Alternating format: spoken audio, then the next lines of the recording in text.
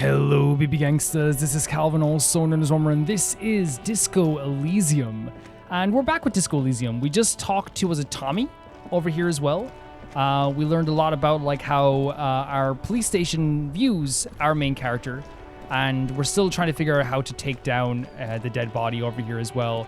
I have been thinking about what's behind this curtain for a long time now, and I wonder if we should just force our way in. But then again, I also kind of want to, like, maybe like, not make us, not give us a bad name so quickly. You know what I mean? Even though, like, I feel like we already have a bad name. I feel like our character already has a bad name when it comes to this location anyway. But I think what we definitely can do is head over here for a second. Oh, look at the statue. Can we zoom out as well? Oh, yeah, it's really cool. Really, really cool. So this is where, like, there's a blockade up here, right? How are you, sir? Welcome to Rivachol. A racist lorry driver. Announces the rotund man. Remark isn't addressed to you, it's addressed to the lieutenant. Why are you addressing my partner like that? Hey, I know Rivachol. Don't you welcome to Rivachol me. My grandfather came here from a 3,000-year-old racist isolationist culture, while your ancestors came to this island a mere 300 years ago. Wait, so is welcome to Revachol, is that like a remark towards people who they believe to be like foreigners, I guess, as well? But you can see the argument here. It's like my forefathers came here from a 3,000-year-old racist isolationist culture. You came here 100 years ago as well, right? But that usually does happen where like people who are there for a short time will, like, believe that they have like ownership on a place as well. Like some people might even be there for less than like 100 years and still believe that they are like owners of a location, because people believe that, might equals right in a lot of ways. But interesting, don't welcome, like, that's an insult. Every school of thought and government has failed in the city, but I love it nonetheless. It belongs to me as much as it belongs to you. You tell them. It's men like you who keep Rivachol divided, making it that much harder for everyone to climb out of this post-war limbo. Limbo, what's going on here? Maybe it's the revolution that they had here as well? Oh, come on, man. I just said welcome to Rivachol. It's a lorry driver thing. This is a tactic as well, right? After you say something that is clearly pointed, right? Wasn't directed at us, right? It was directed at our partner. It's very much like that thing where it's like, oh man, this is a joke. Lighten up, man, lighten up. I know exactly what you mean. Exactly, Kim. You think my kind doesn't belong here, that I should watch myself and behave. But you see, I'm an officer of the RCM. It's actually my job to make sure you behave. I would advise you to remember that. Silence. The air between them becomes No, I think tense. what Kim did was absolutely fantastic as well, right? Like, and it's, I think, as you guys know, like using like the police thing is what we have to do sometimes to like get past a certain situation in this thing as well. But it's not like I'd be a big supporter of doing that like all the time in real life. But like, it's one of those things that like shutting this guy up is like the best thing possible. And I love that Kim didn't give him any leeway, because one of the things that happens sometimes when it comes to people like this, and we've talked about this in other videos too, and it's not just about like here it's racism, but like sometimes it's like something else where like, when someone goes like, man, you did that drawing? Man, you did that? Right? And that type of pointed language is kind of like, dude, you know what you're doing here. You know what you're saying, And it's like, if you call them out, then they can do the whole, dude, all I said was welcome to Revachol, where I love that Kim pointed back and said, no, not at all. I know what you're doing. You behave. Okay? You think I don't belong here? You're dividing this place. You behave. Your partner needs backup. Now's your moment to shine.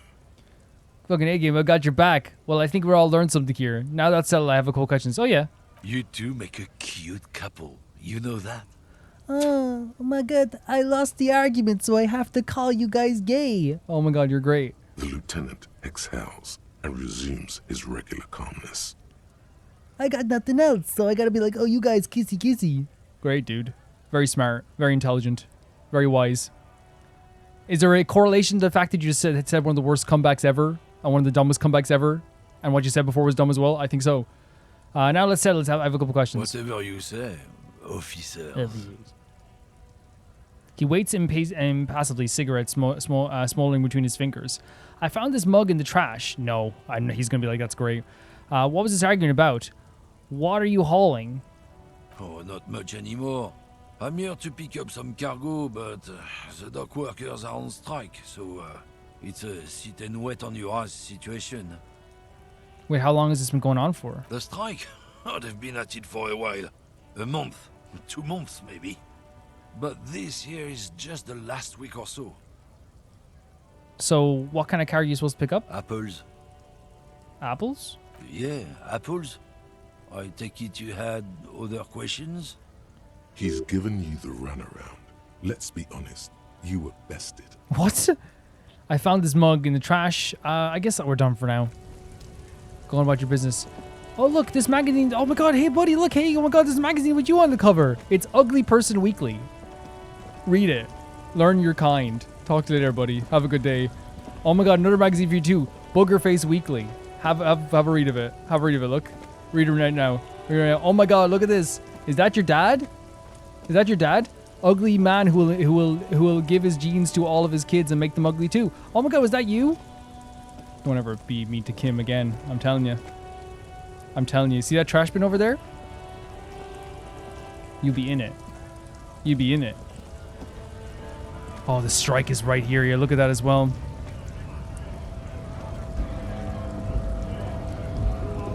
Let us through. Who can we talk to? So this guy looks like he's maybe leading the pack. Master! Oh, he's a scab. We have a right to work. Okay, buddy.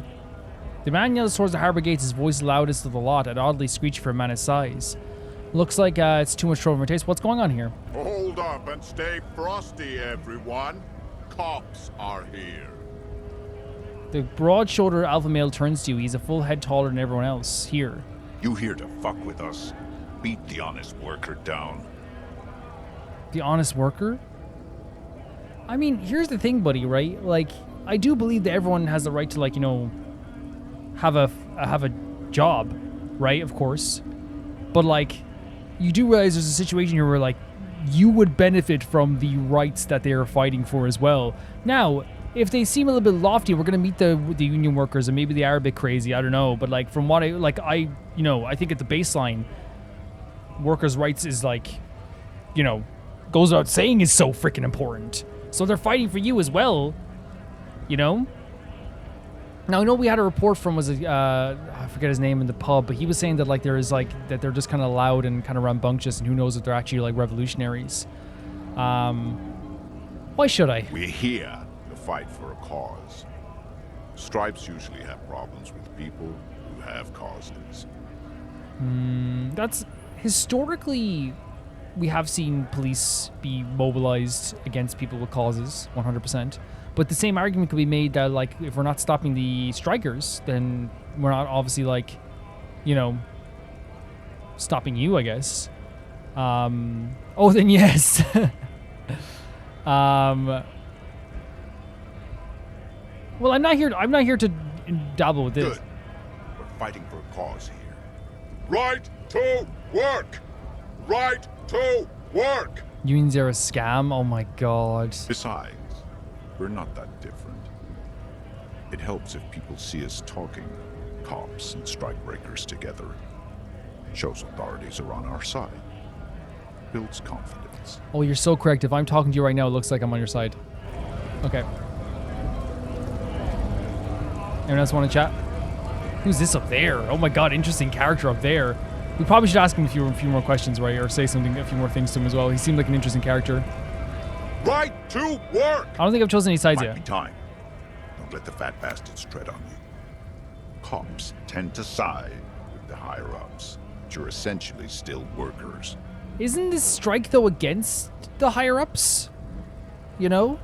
I think in a way, like, scabs are usually beneficial to people in the higher-ups because they like scabs because they're usually the people that can still get the work done. But here is obviously, like, a bigger problem, I guess? I don't trust cops, but I can see you understand the right to work! Right to work! I have some questions for you. Maybe you should ask them the questions, like why we're not allowed to make a living here. He bars Shame at the on gates. you! We have families to feed, you piece of shit. Oh, the man in the railing? So do we, Scab. The loitering man hollows. I want to get into the harbor too. Have fun. Union shits are on full strike. Don't think they're going to let you through the gates. I'm trying to meet their fat boss. This is I'm interviewing people about a murder that took place here behind the hostel cafeteria. I know nothing about a murder. His reply is snappy and terse. The mention of a killing sends a barely noticeable shiver of tenseness through him. Interesting. Why so tense? What are you talking about? I'm not tense. Just asking, buddy. Yes, he's tense. He is. And dangerous. Somewhere below it all. For real? Right to work! It's shameful. Cops doing nothing. You should bring backup. Open up the gates for us. Blockading gainful employment for workers is a crime. I mean, everything's a crime if you think about it hard enough. This really is... that's just not true. Eating gummy bears is not a crime. Having a donut with your tea in the morning, not a crime. You know what I mean?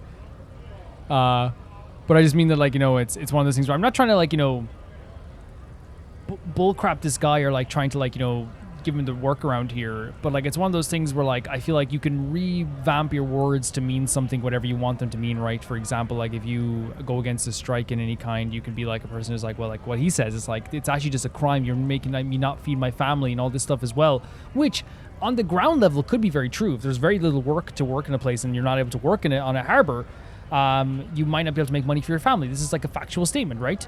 But I think, like, in the grand scheme of things, when it comes to unions as well, it's like, it's you building a foundation for workers' rights is so important, right? But there will always be people who think in the short-sighted things. But again, it's hard as well, because then you're talking about people that are like, well, I need to feed my family now, you know? So you look at it from his perspective, he's like, well, I just want to make some money, man. I just want to freaking work. From the perspective of the union workers, it's probably like, well, no, we can make money, but, like, we should be making more money. We should be getting way more at this point as well.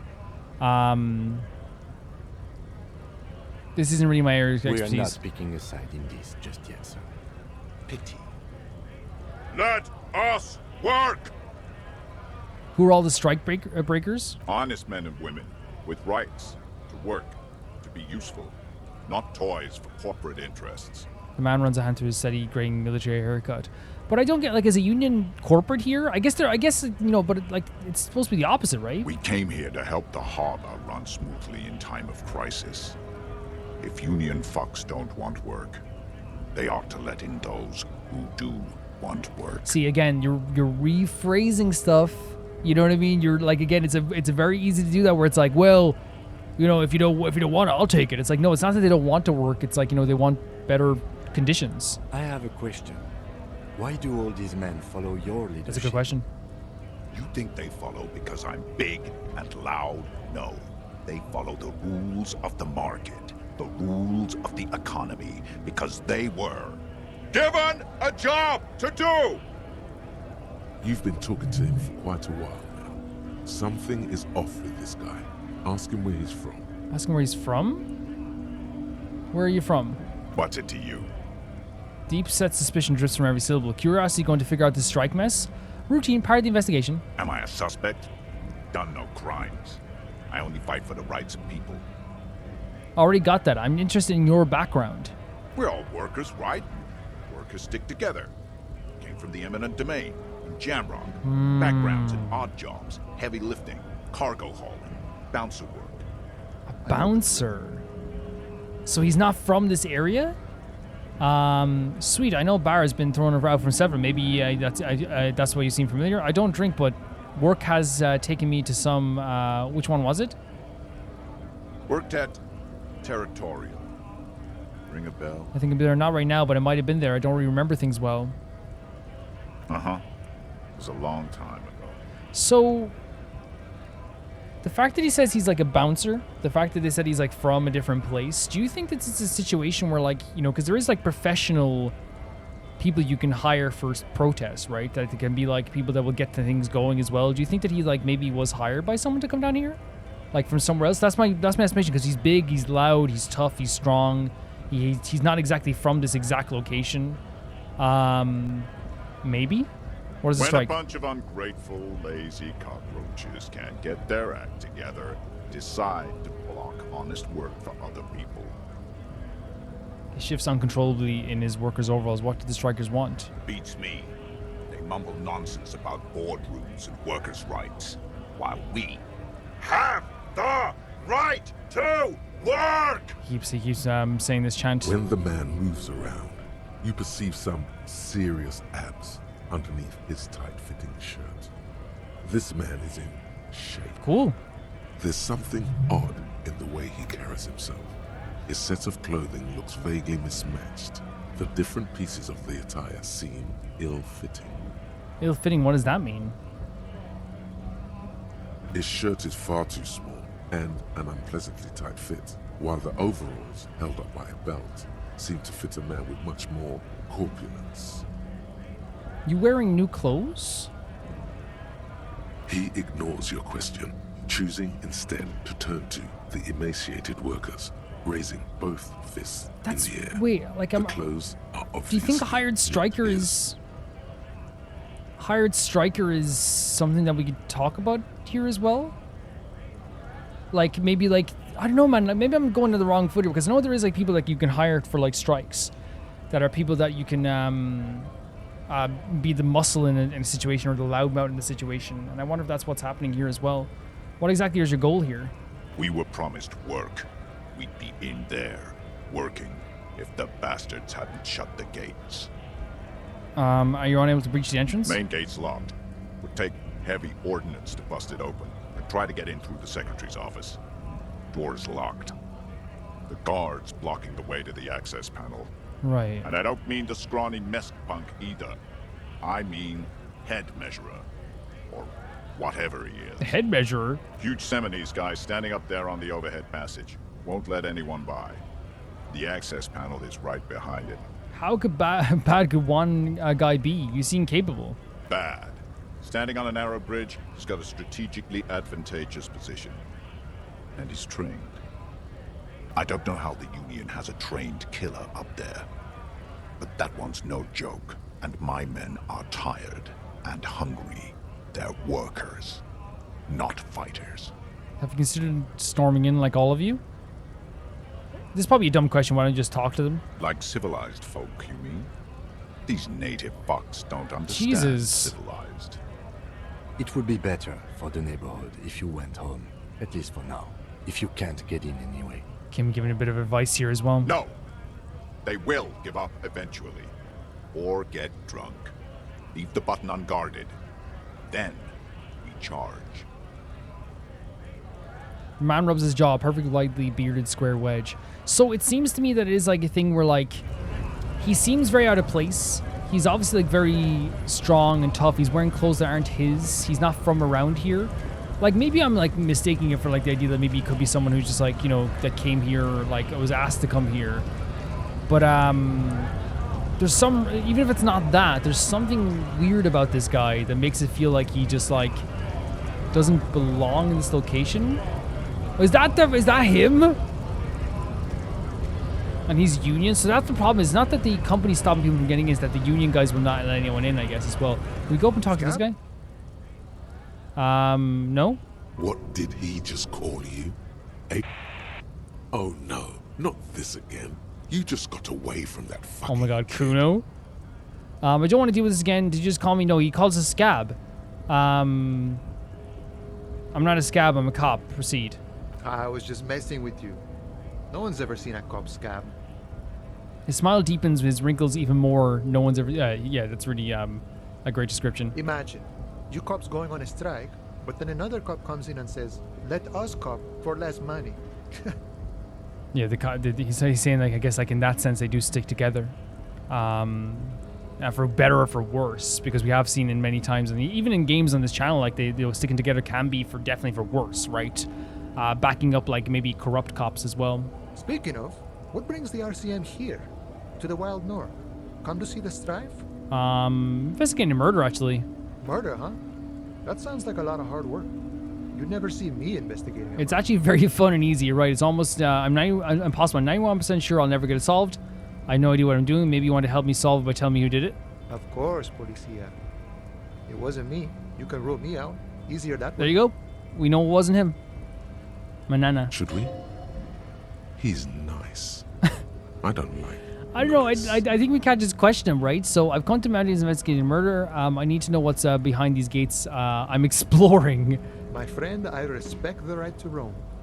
The open range awaits. He gazed over the roundabout with a glint of longing. Does this mean you can let me through the gate? I don't operate in that capacity. I'm not a granter of passage. The passage grants itself. That simple? Okay, so he takes a swig and points up the stairs as fast. That simple? I'll just walk in. Aye. Walk right past Measurehead and go This in. is such an interesting way to phrase it as well, because it's like, yeah, everyone's free. You're free to go in, but it's like, you're free to go in if you can get past Measurehead. Yeah, the 2.5 meter tall Semini supremacist there. Walk right past him. He points to the bridge above the gate, walk right past him. Semini's supremacist. Then press the button to unlock the door. Then Uh-huh. go past him again. Yeah, okay. And you enter the arbor through the office. For some reason, it doesn't seem like it's gonna be that easy. Don't worry, I'm sure it's not completely impossible. For example, you could best Measurehead in a physical confrontation. I don't think that's gonna happen with me whatsoever. I'll be real with you right now. I don't think we have much physicality, maybe. Or you could convert to a Semini supremacist worldview. Or, maybe it actually is completely impossible. So Semini's supremacy.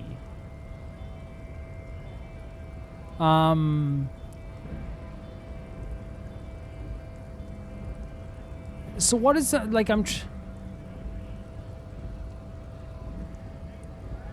well, we know like he sees Seminis, I guess, as the supreme like race. Then I guess. If that is like a race, I guess. I don't know. Like, obviously he's like very, unhinged then as well. Has anyone invested in a physical confrontation? Not yet, no. He's incredibly strong. Nothing a couple of solid hooks from Dexter and Sinister won't Wait, is that the fix. name of my fist? Has any of these scabs tried converting to his worldview? Wait, to supremacy? Yeah, I don't like. Sure. I don't think so. Can you give me some? What's the strike about anyway? You know, serious business. I'm sure the big boss will be glad to tell you. You'll have to ask him first. But why? Are you not part of the strike? Would you not know? Like, I feel like if I was part of a strike, I would want to know exactly, and like, I would be. You'd be telling people about it, right? Especially if it's something important. Hey, like, this is what we're fighting for. This is what we want. This is what we need. He's a chatty guy. Wants to talk about the strike. Return once you've met the union boss and are on a Okay. better footing with the organization. Sure. So this guy up here then is a bad dude.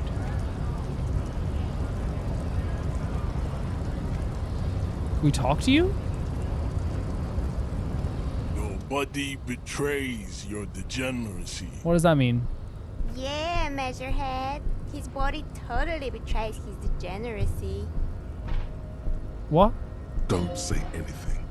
Size him up first. Say not in size him up first. What do you mean betrays my degeneracy? My body does not betray my degeneracy. My body's unimportant. I'm with the police and we need to get into the harbor. Love this answer. That is precisely the negligence that has led you to succumb to Al Ghul. His face contorts in disgust as if you're smelling a dead rat. You reek of it. An invisible sword of Al Ghul emerges from your throat.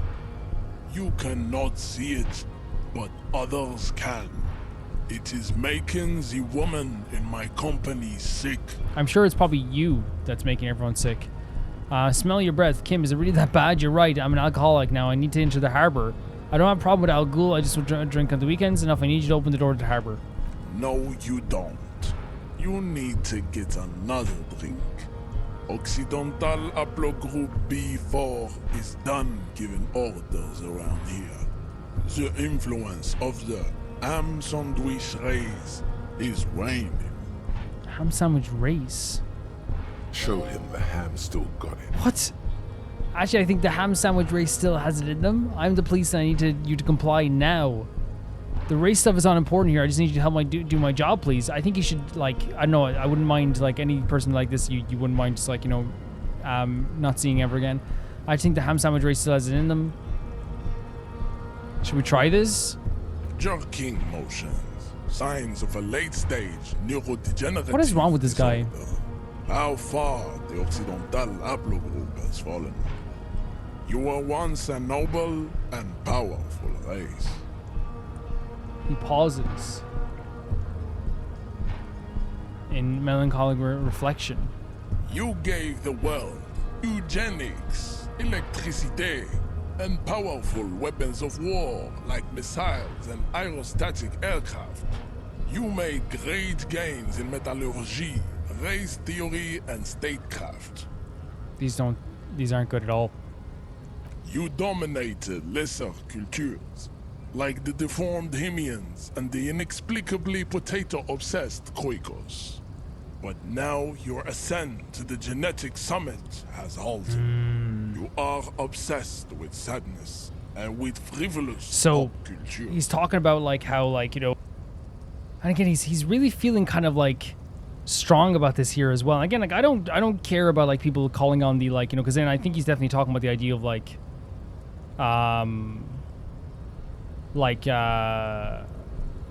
white people, right? And a lot of things like he's saying here is like, it's like, you know, like all this stuff that you give, and like he's sprinkling stuff that's like, you know, obviously like, you know, electricity and all this stuff too, which is like not terrible, but then like, you know, like eugenics and missiles and all this stuff too. He's seeing this as a good thing, and that's why he puts electricity in here as well. Him saying that like, you gave like, you know, aircrafts and electricity, it's like, wow, cool. But then it's like also eugenics and metallurgy, race theory, and all this stuff as well, where it's like mixing these things within the good stuff shows that he believes that these things were where you were at your peak. Even saying afterwards, you dominated lesser cultures. He's not saying this as an insult. He's saying you did amazing here. Look what you used to do. And that shows his like evilness as well, where like he is like 100% in this like very like supremacist mindset that isn't like nearly good. It isn't nearly a good thing to hear. And it's horrible to even like have to witness this, you know? You will be superseded. Isn't that right, babe? It is, baby, yeah. You know it. She agrees. There is a button right behind him, just out of reach. It must be the one that opens the door to the harbor. I don't want to face this guy right now, because like, as while like again, yeah, would it be nice to like, you know, be able to get one up on him in some ways?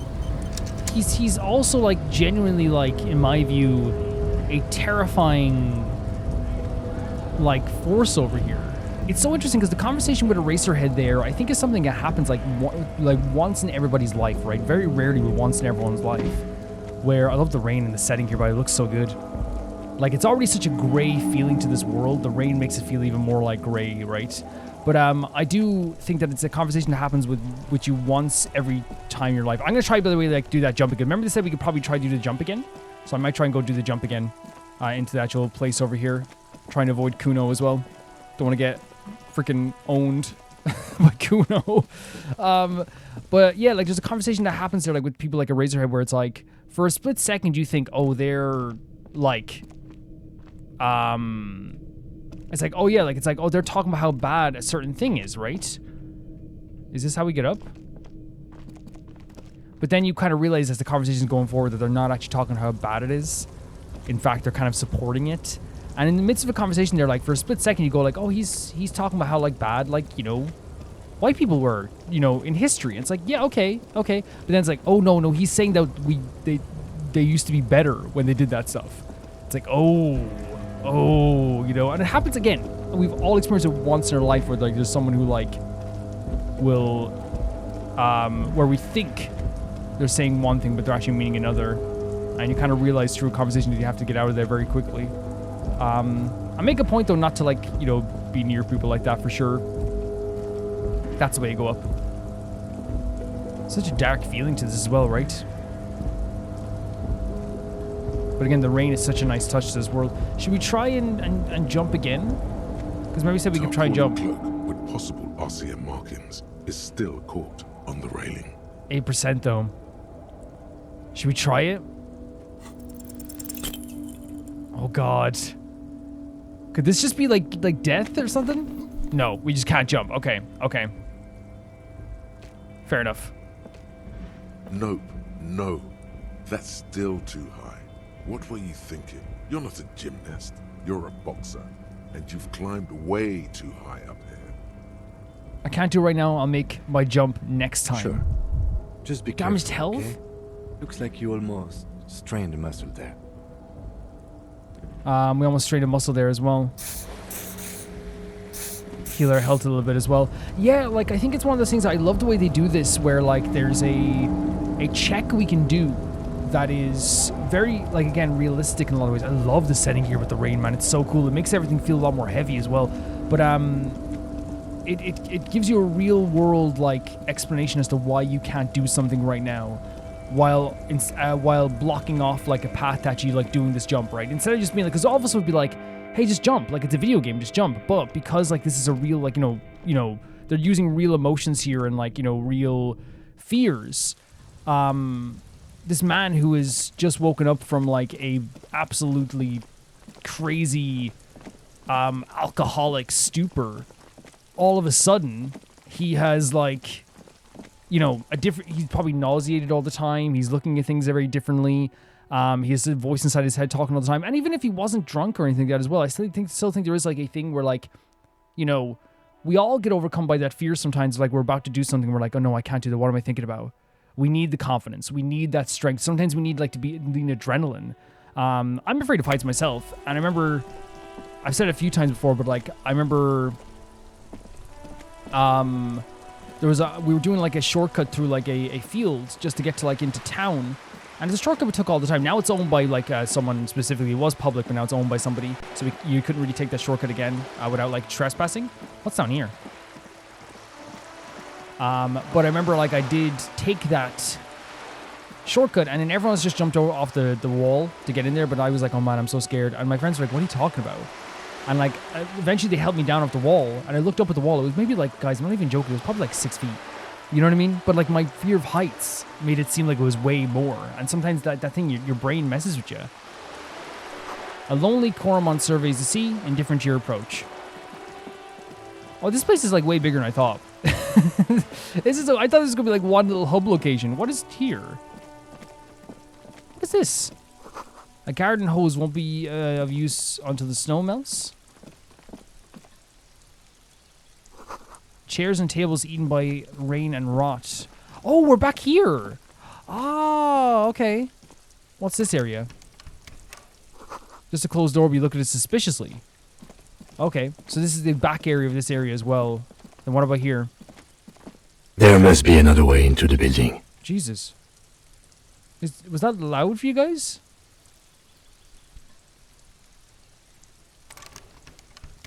Did you guys hear that? That was very loud. Is there something... It's been a weekend. A balcony with a view and the yard and the hanging. So you can see it from the balcony, so maybe we talk to this person up here. Oh, it's so correct. Yes. So we have to find a way maybe in here? There must be another way into the building. Through the area over here. Oh, yeah, look. See, we can maybe, like, if we get down there... where the jacket is, maybe we could also walk over there too, because they have a perfect view of this too. Was Kim, like, really loud there? I did turn on stream remote because it was one of those things where everything was getting picked up, and, like, people were like, yeah, stream remote sounds great. It sounds fine. Like, turn on, because, again, they still keep the same music in. And usually I wouldn't, because it's one of those things where, like, say for Life is Strange, I always keep the music intact. But if it's a thing where, like, Kim's audio all of a sudden is, like, really crazy, then or maybe we can mess with it a bit, but we'll definitely think about it there as well. There's a girl up there. Did she spill the paint? We talk to her from here? The streets will flow red once more, a great torrent rushing down Rue de Esperance. You wait and see. So an omen, I guess, but not even an omen. Like, the streets will flow red once more. This is rebellion talk. This is in the Irish Rebellion. This was, like, a phrase that people use as well. It was like the streets will run red with the blood of our, like, you know, our oppressors, our enemies. So I do think that this could be rebellion talk, especially in a rebellion town. The streets will not flow red with anything. Who are you? I'm Cindy the fucking Skull. What a name. What else do you want to know? Date of birth, blood type, the last time I was tested for Hep C. Again, there's such a negative aura around. And again, I don't think it's a bad thing. I think that, like, you'd understand living in a space like this where they have been, like, maybe, you know, it's very clear the conditions aren't always fantastic, and, like, it's not always, like, the perfect place to live. It's very clear they have like a chip on their shoulder about a lot of things as well, and especially when it comes to the police. And again, as we said, we don't blame them. We don't blame them for the stuff with the police as well. But I do think like it's actually like makes them like these characters feel very like alive, you know? The fact that there's still characters that are very gentle and nice with us, but there's also characters who like show the bitterness that this town is. Like this town is bitter. This wharf is bitter. And so the idea that there's bitter people within the wharf as well makes perfect sense. Like this place has a bitter vibe, you know? We just want to know your name, little lady. No need to get defensive. Don't use that tone with me. I'm the law. I don't think they're going to care about that. Let's start with your blood type and go from there. Yeah, when's the last time you tested? Let's just say, hey, just answer some questions, okay? Because, like, yeah. Ask away, Pigman. There it is, Pigman. I don't promise to answer. Despite this sash, she puts the brush aside. So again, it's like they are intentionally defensive against the police, right? They're obviously like they put up a wall. You keep looking off to the side. What are you looking at? The lieutenant furrows his brow at another one of your eccentricisms. She nods disdainfully towards the woman performing maintenance on the boat dock to the pier. Okay. Hatred, disgust. It's difficult to tell which of the two is more present in her girlish So she looks features. towards this woman at like with anger. The woman on the boat does not notice her staring. Joyce Messier. She looks quite fancy, right? That is on her. Someone's got to keep an eye on her. Who is she? And she says Ozon W word. Probably the Wild Pines rep. We should talk to her. She's a professional negotiator, though. I have the feeling she will be very cooperative while telling us nothing. Yes, that makes sense. That makes sense. You should take the lead. Ask her unexpected questions, you know? Do your thing. Don't be afraid to get a bit wacky. Throwing her off is our Isn't best that bet. interesting that Kim has kind of noticed that like our character can be a bit weird? And again, I think I have been playing it more straight. I know like there are people that say like, you know, playing a bit more wacky or maybe a bit more weird, which could be weird at times, but like I feel like it's also this game is about like playing like how you want to see your character. I feel like, you know, it kind of defeats the purpose of it. And again, I know people are just like, hey, it'd be fun if you did this. But I think the way I would always like to play a game like this is by being a little more, you know, what I feel like I would say, and trying to, maybe like, you know, trying to get this guy's life on track a little bit. But he's asking us to be wacky, Good right? idea, piggies. Run along now. Fuck her shit up good. Impound that boat while you're at it. I'd like to watch her swim back to Ozon. And this is so interesting as well, right? There's a constant like disdain for the police, right? When it comes to like say Cindy Disco here, which is a great design as well. But it's not a disdain that is like a unified disdain. This place doesn't feel always unified, right? This location that we're in here, there's so many different personalities and different ideals. To the point that like here, it's like she's not saying like, you know, because the thing is there is an unwritten rule like in Ireland, for example, like where it's like if obviously someone did something serious is different, but like, you know, you don't really sell out people, you know, when it comes to that type of stuff, unless they did something really, really bad, you know what I mean? Like, or if they, you know, beat up someone, you know what I mean? Like, it's like one of those things. But so it's so interesting to see someone like they have hatred for Koth, but like their hatred doesn't extend to like a protection hatred. It's like, well, I want you to get that person. You'll actually be doing something good for once. So their hatred doesn't just come from like a unifying feeling. It comes from just like probably a brought up hatred for this place where it's like, we hate you, but that doesn't mean we like each other and we would defend each other. But then again, she doesn't seem like she's from this location, right? Because she's from Ozon. So maybe that's why that protection doesn't extend to her. Maybe that's what it is. It's like there is a thing where like they're not going to sell out each other maybe so easily for cops, but they have no problem doing it for outsiders. That could be a thing too. What are you doing to the wall? Can't you tell? I'm painting a beautiful mural. It's nice. An aereo graffitio visible from low orbit. From below orbit. I haven't From low orbit. really started it yet. Okay. I'm waiting for the right words. I have opinion on this. On this, you want to hear it? Yeah? I love public art. Don't mind us. Keep doing what you're doing. I'm gonna have to stop you. Yeah, sure. No, honestly, if this is something that you feel passionate about, why not?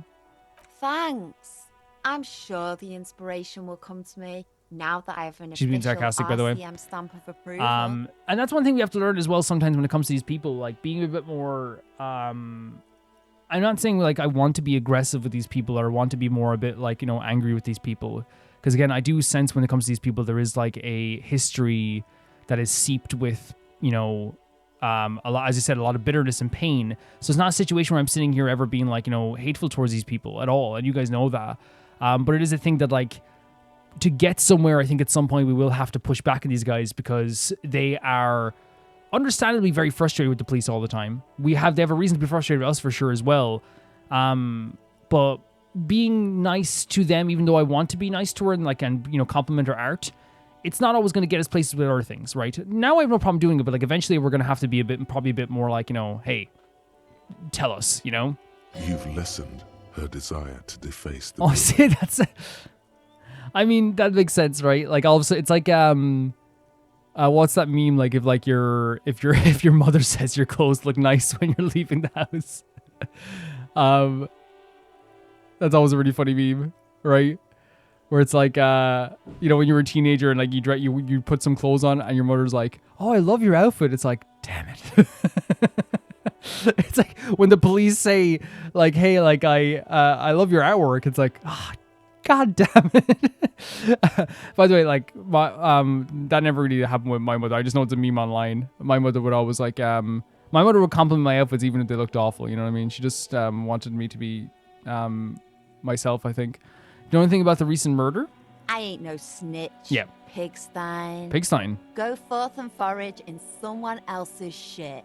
No shortage of squealers in these parts. Yeah, and she's saying I'm not doing so. Yeah, but you can tell she has a hatred towards the police.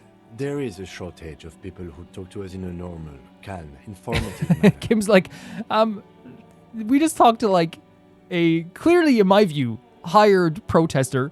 We just talked to an absolutely horrid man called Eraserhead. We talked to a few kids that wanted to kill us. There's a barman who like has a low level disdain for us. But we talked to some people, right? Like I think the lady in the bookstore was all right. The poor little girl was fine. The gardener lady was really nice too. The guy at the truck was nice as well. So it's like one of those things where like there are nice people here, but there is a shortage of people who will talk to us in a normal manner, and that is correct from Kim. We weren't put on this earth to make your life pleasant. Fact. Fucko. I mean, again, I know it just sounds like I'm taking a lot of like. Watch your back, ungulate. You've got eyes on you. Wow, what a terrifying way. Because again, it's built up in such a fantastic way where like we know we're not liked here. We know we're not liked here by people in this town, right? And the reason why I'm never like bitter towards it is because, as I said, there is a feeling of like bitterness in this town that is from years of history, right? You can feel it. You can feel it in the air, right? It's so in the air, and that's the reason I never get upset at these people. But I do think it's also one of those things where as well where it's like, that's a scary line because we know people don't like us. We know people don't like the police here. So somebody watching us and like they have eyes on us as well means that there's probably been talk behind the scenes of like, oh, there's police rummaging around here, And again, they're probably going to protect their own in many cases. Inside the frame of the motorcycle in repair and the tools used to disassemble it. Okay. Music's so good. Capeside Apartments. Are these Capeside Apartments? Can we go in here? A sturdy metal door guards the southwest entrance to the apartment building. It's locked. Knock. The door rattles against your knuckles, but there's no response. Knock again. The door rattles again, but this time you hear an elderly woman's voice calling out from inside. Stop banging on the door. I'm not letting any more strangers inside. This is the police. Open the door. The police? Everyone knows the police don't come round here. But I'm not joking. No, I already told you. I won't be responsible for any more strangers getting into the building. Is there anything we can do, ma'am? Go check the backyard door. Maybe someone there will. Tell them we're the real police. Madame, I assure you, we are real police officers. The lieutenant, please dutifully. There is no reply. Just faint, sweeping sounds inside. That's fair enough. And it's interesting because she says, hey, the police don't come around here. It's not just a hatred for the police that comes from, like, the police, like, maybe locking up their friends. There's also a feeling from, like, everyday people just doing their jobs where it's like, you don't come around here and help. What, you're never out here. This is a lawless land. Like, when are you going to be around here as well? We've gotten that a few times now as well. Cool location with the stone, isn't it? Looks like there's more construction here. Once decades ago. So they haven't even taken down the scaffolding from that long ago. That shows that there's almost like a feeling of giving up on this place, which is really not nice. The belly of this boat shines like it's recently painted. Docking reserved for residents of Rue de Saint-Ghislain, 33A. Hello? A striking woman, leans against the cabin top of her sailing boat, smiling as you approach. Her green raincoat glistens with droplets. A silk scarf is tied around her throat. Good afternoon, officers. I'm Joyce. She's definitely not from around here. She extends her hand in greeting. Joyce L. Messier. I represent the board of Wild Pines, the owners of the harbor. You gentlemen must be from the RCM. She steps closer and holds out her hand over the railing. Joyce L., what does the L stand for? RCM, what is that? I'm a little foggy here. What gave us away? I mean, we probably should be respectful, I'm glad right? to see you here. Her grip is tight and cold. What a great way to show that she is, like, already making waves in terms of, like, she knows that every conversation might be negotiation, right? But also, it's not warm. There's not a warmth from her. There's not a natural feeling of, like, warmth from her. I was dispatched to handle a strike, not a lynching. Anything I can do to assist the RCM in this matter, I will, gladly. Okay. That is good to hear, madame. My colleague will take the lead on this interview. I should let you know that he is recovering from an unusual medical episode. Very unusual. But I can assure you of his ultimate competency. I'm glad you can, because I can't. How interesting. She turns to you on face. I wish you a swift recovery.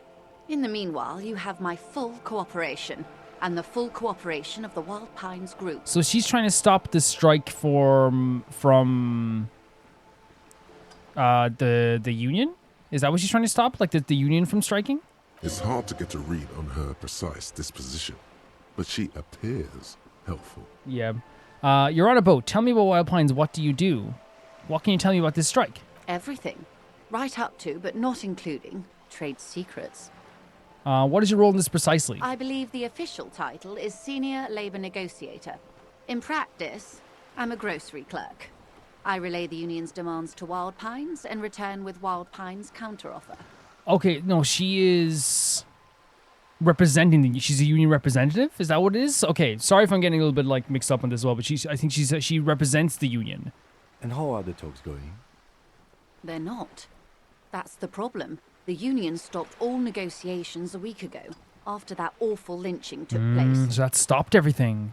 Now they won't even let me into the harbour. There's a 2-meter-20 racist behemoth blocking the gates. Sorry, what does say a racer head? What's a racer head?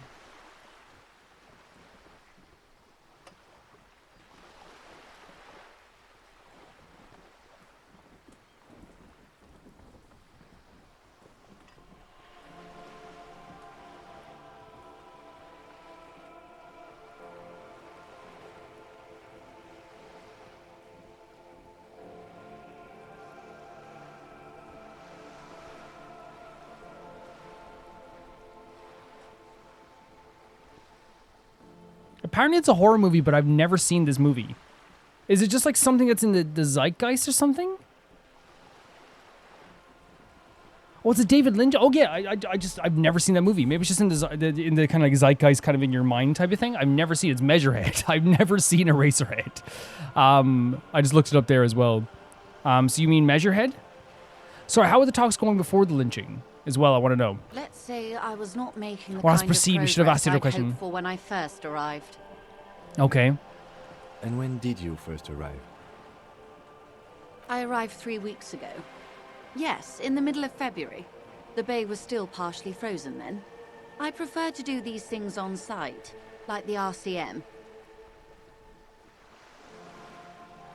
But the strike began in December. So she came in the middle of February, but the strike would last in December. So why wasn't she here for the represent? Yeah, why wasn't she here before then? I guess maybe is she talking about the ice and the waters? But still, like, you know, you could still find a way to get here, right? I wasn't the original negotiator here. Ah. I took over after Mr. Gaumont hit a wall with Mr. Clare, the union boss. Mr. Clare refused to speak with Gaumont despite concessions he'd granted the union in prior negotiations.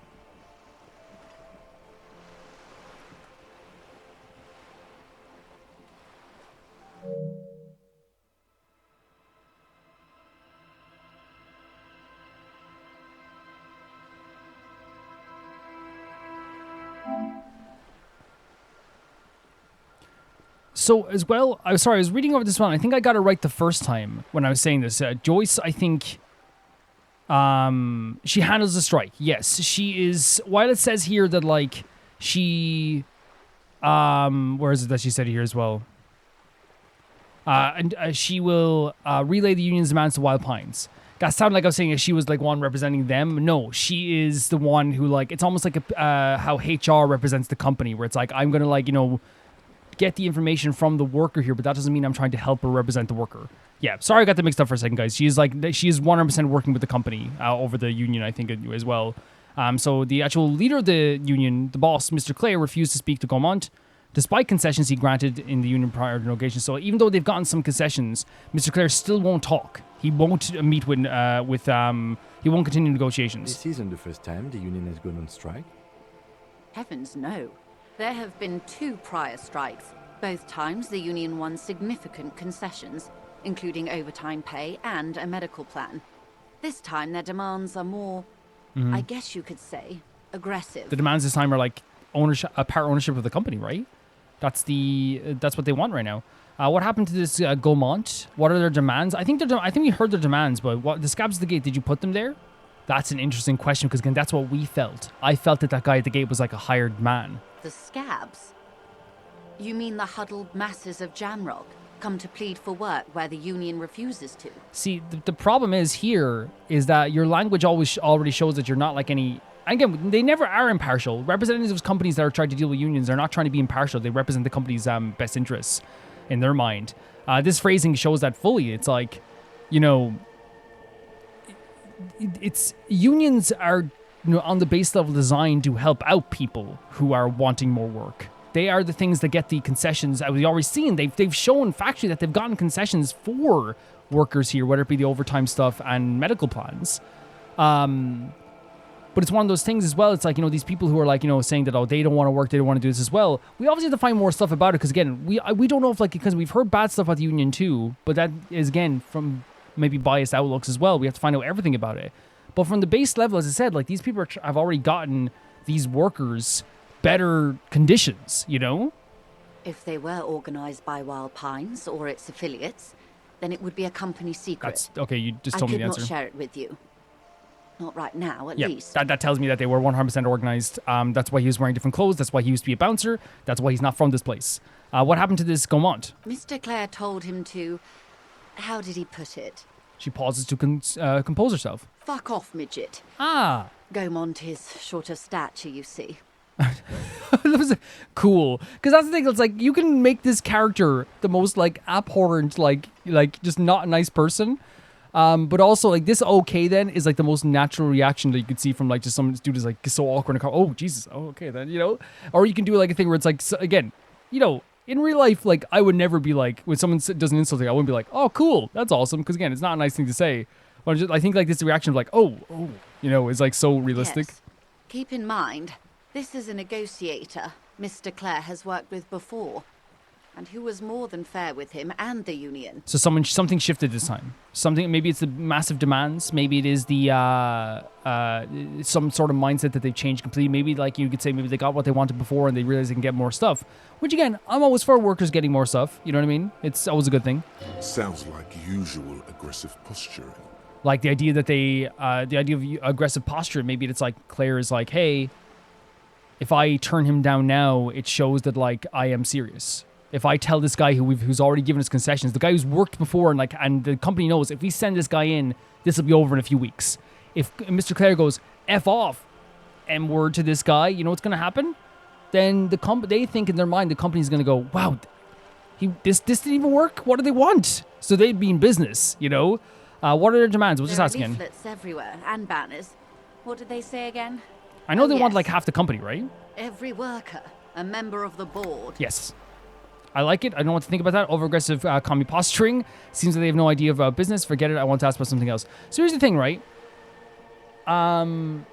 This, as I said about this game kind of forces you to like, kind of give your like, and again, you can play a character as well also, but it's like, for me, like, they obviously are the hard workers here when it comes to this stuff as well. They are the ones who work as well. Again, I know we're going to have like people who like have like, differences of opinions with me as well. For me, I would say that like, I like it. because, you know, you could say, oh, they have no idea about business and all this stuff as well, but that's like modern business as well. But like for me, it's one of those things as well that like, you know, I'm not going to sit here and side with like the company. I never will. You know, that's not what I like to do. You know, my family and has always like, you know, I may have like a job as a YouTuber, so I can't really have that experience. You know what I mean? I've worked at jobs obviously before, like the modern YouTuber. Like, I come from a family of like, you know, through generations of like, you know, whether it be, you know, well, always like working with your hands, like always, you know, working to the bone with your hands. So it's one of those things where like I've seen stuff like that as well. So like, I wonder if I should say I don't know what to think about that, because I'm still trying to get information out of her, and I wonder if I don't want to like, you know, make her like not want to talk to us at all. So I guess like we could say this. So maybe we can still keep her kind of like, because we're trying to get information, right? Fortunately, they explained it. Every time the Wild Pines group makes a decision about anything, it needs the signature of each of the 2,200 workers in its Martinez terminal. 2,200 workers. That's a lot of workers. The optics on that are kind of like very crazy and vast, right? I think a lot of times in modern times, a lot of workers, whether it be construction or like, you know, anything like that, construction or what would be like shop workers, stuff like, you know, wharf workers, fishermen, all that stuff as well. I think one of those things is like, you know, a lot of people just are just happy to like, you know, kind of get on with their lives, and some people like just don't want to rock the boat sometimes because they worry about their jobs. And sometimes you will see like people like will get to a breaking point where they have to do something 110%. And in this case, like, it's one of those things where like I am sitting here right now being like, the 2,200 workers getting to decide decisions about their future and their workplace and how they work and how the workplace operates. It's like we're sitting here being like, oh, that's, you know, pretty cool. It's also one of those things where like, man, like that's gonna take it's a double-edged sword, right? But then the double-edged sword, you have to look in a way that's like, on one side, I'll always side with like workers, right? Always.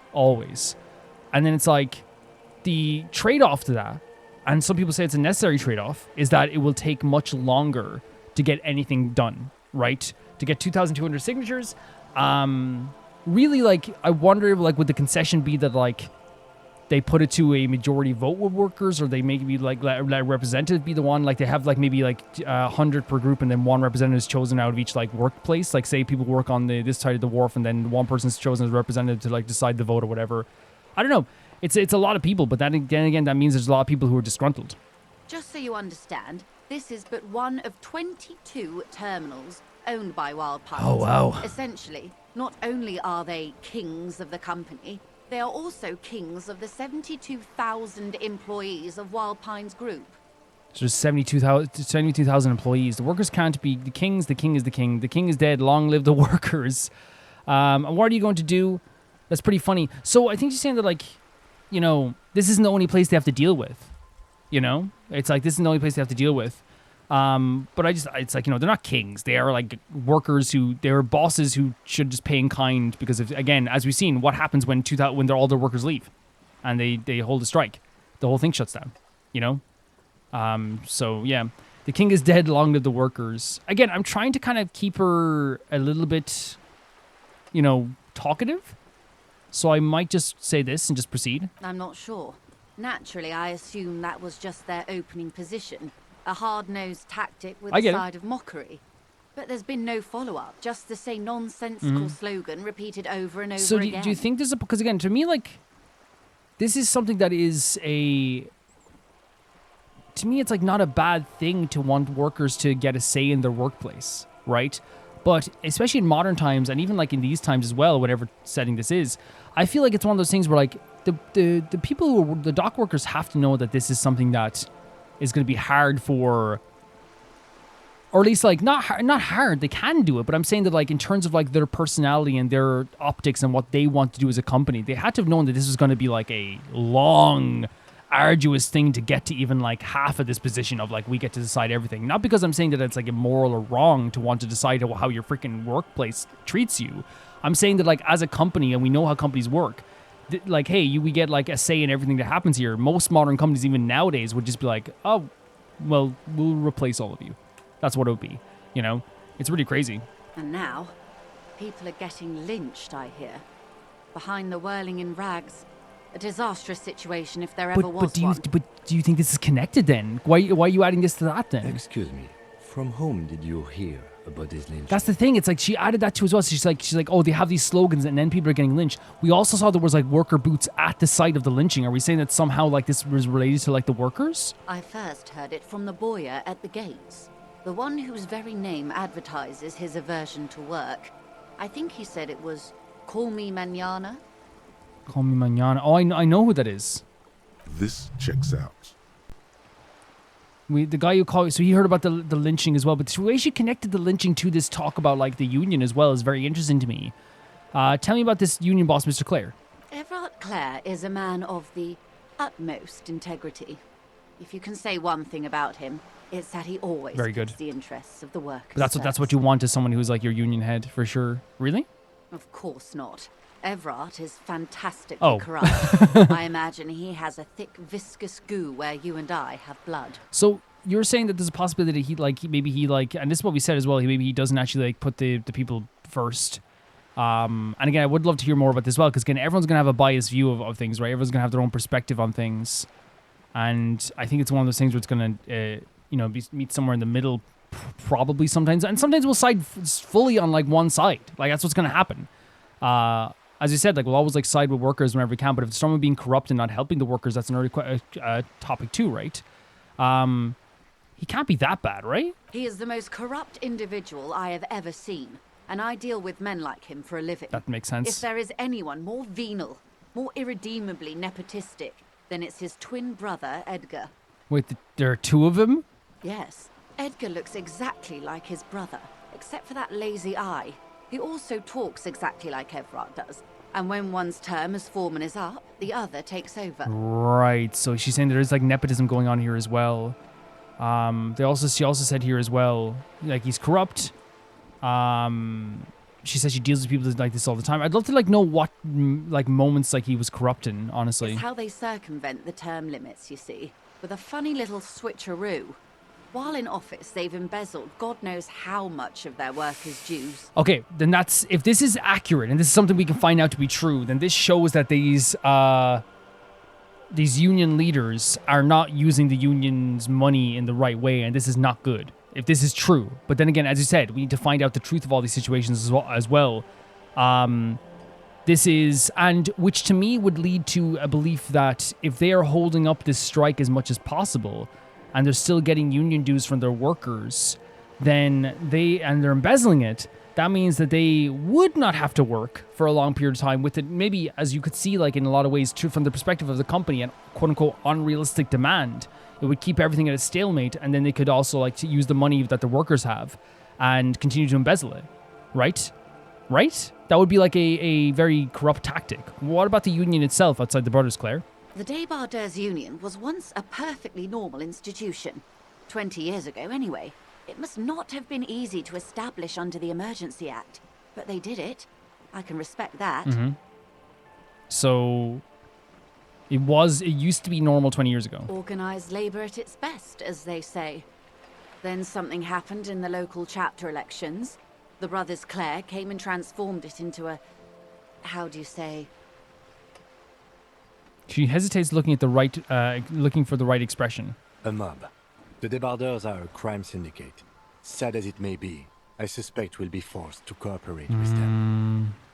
So Kim is already like saying like, yeah, that this is like 100% like maybe like it could be more accurate. They become more of a mob than they have a union, I guess. And again, like I don't think that Kim's gonna look at things from the perspective that's like generally unfair all the time. But again, he is his own person as well that could have his own biases also. But like we're looking at this as someone like who maybe is more respectable when it comes to this stuff too. Refreshingly honest, officer. The company has tried appeasing in the past, but I'm afraid our concessions have only emboldened Everard and his brother. So we said that earlier, the fact that they got one thing, it's like, I'm looking from I hope it makes sense when I'm saying this. I'm looking from the corporate perspective of what a corporate entity would think, right? We gave them an inch and they took a mile, right? That doesn't necessarily mean, and to me, like, I always think that, like, unions should take the mile, right? Take as much miles as you want. But it's also a thing where, like, I'm looking, again, when we're talking about this game, we're going to always look at it from all perspectives, and even if we don't agree with their perspective, you know, understanding their perspective is always like really important because it helps us to understand our own views. I always say this all the time, but like in school, I remember like we used to get prizes for understanding the villain in a story, and that was actually something that happened all the time. From our English teacher, he would be like, "Here's a Kit Kat bar. If anyone for this villain we're talking about in our novel today, you have to understand where he's coming from, even by a little bit." And it was always a difficult exercise because no one wants to be the person that's like, I think that this evil person is this. You know, I think he has, I think he has great ambition. But like, it was a great exercise in having us learn about how it's not about agreeing with someone. It's about understanding someone so you can assess where their mind is and still condemn them, right? But obviously you don't condemn them in an English essay because you have to be like impartial. You just talk about the facts and like back it up with like information and talk about your opinion and back it up with like information. But it's one of those things where like I feel like that kind of thing always helped me in the future be like, I don't have to agree with a villain or a bad guy, but understanding what their perspective is, even if we disagree with their perspective, is going to be help us with the story a lot better, in my view.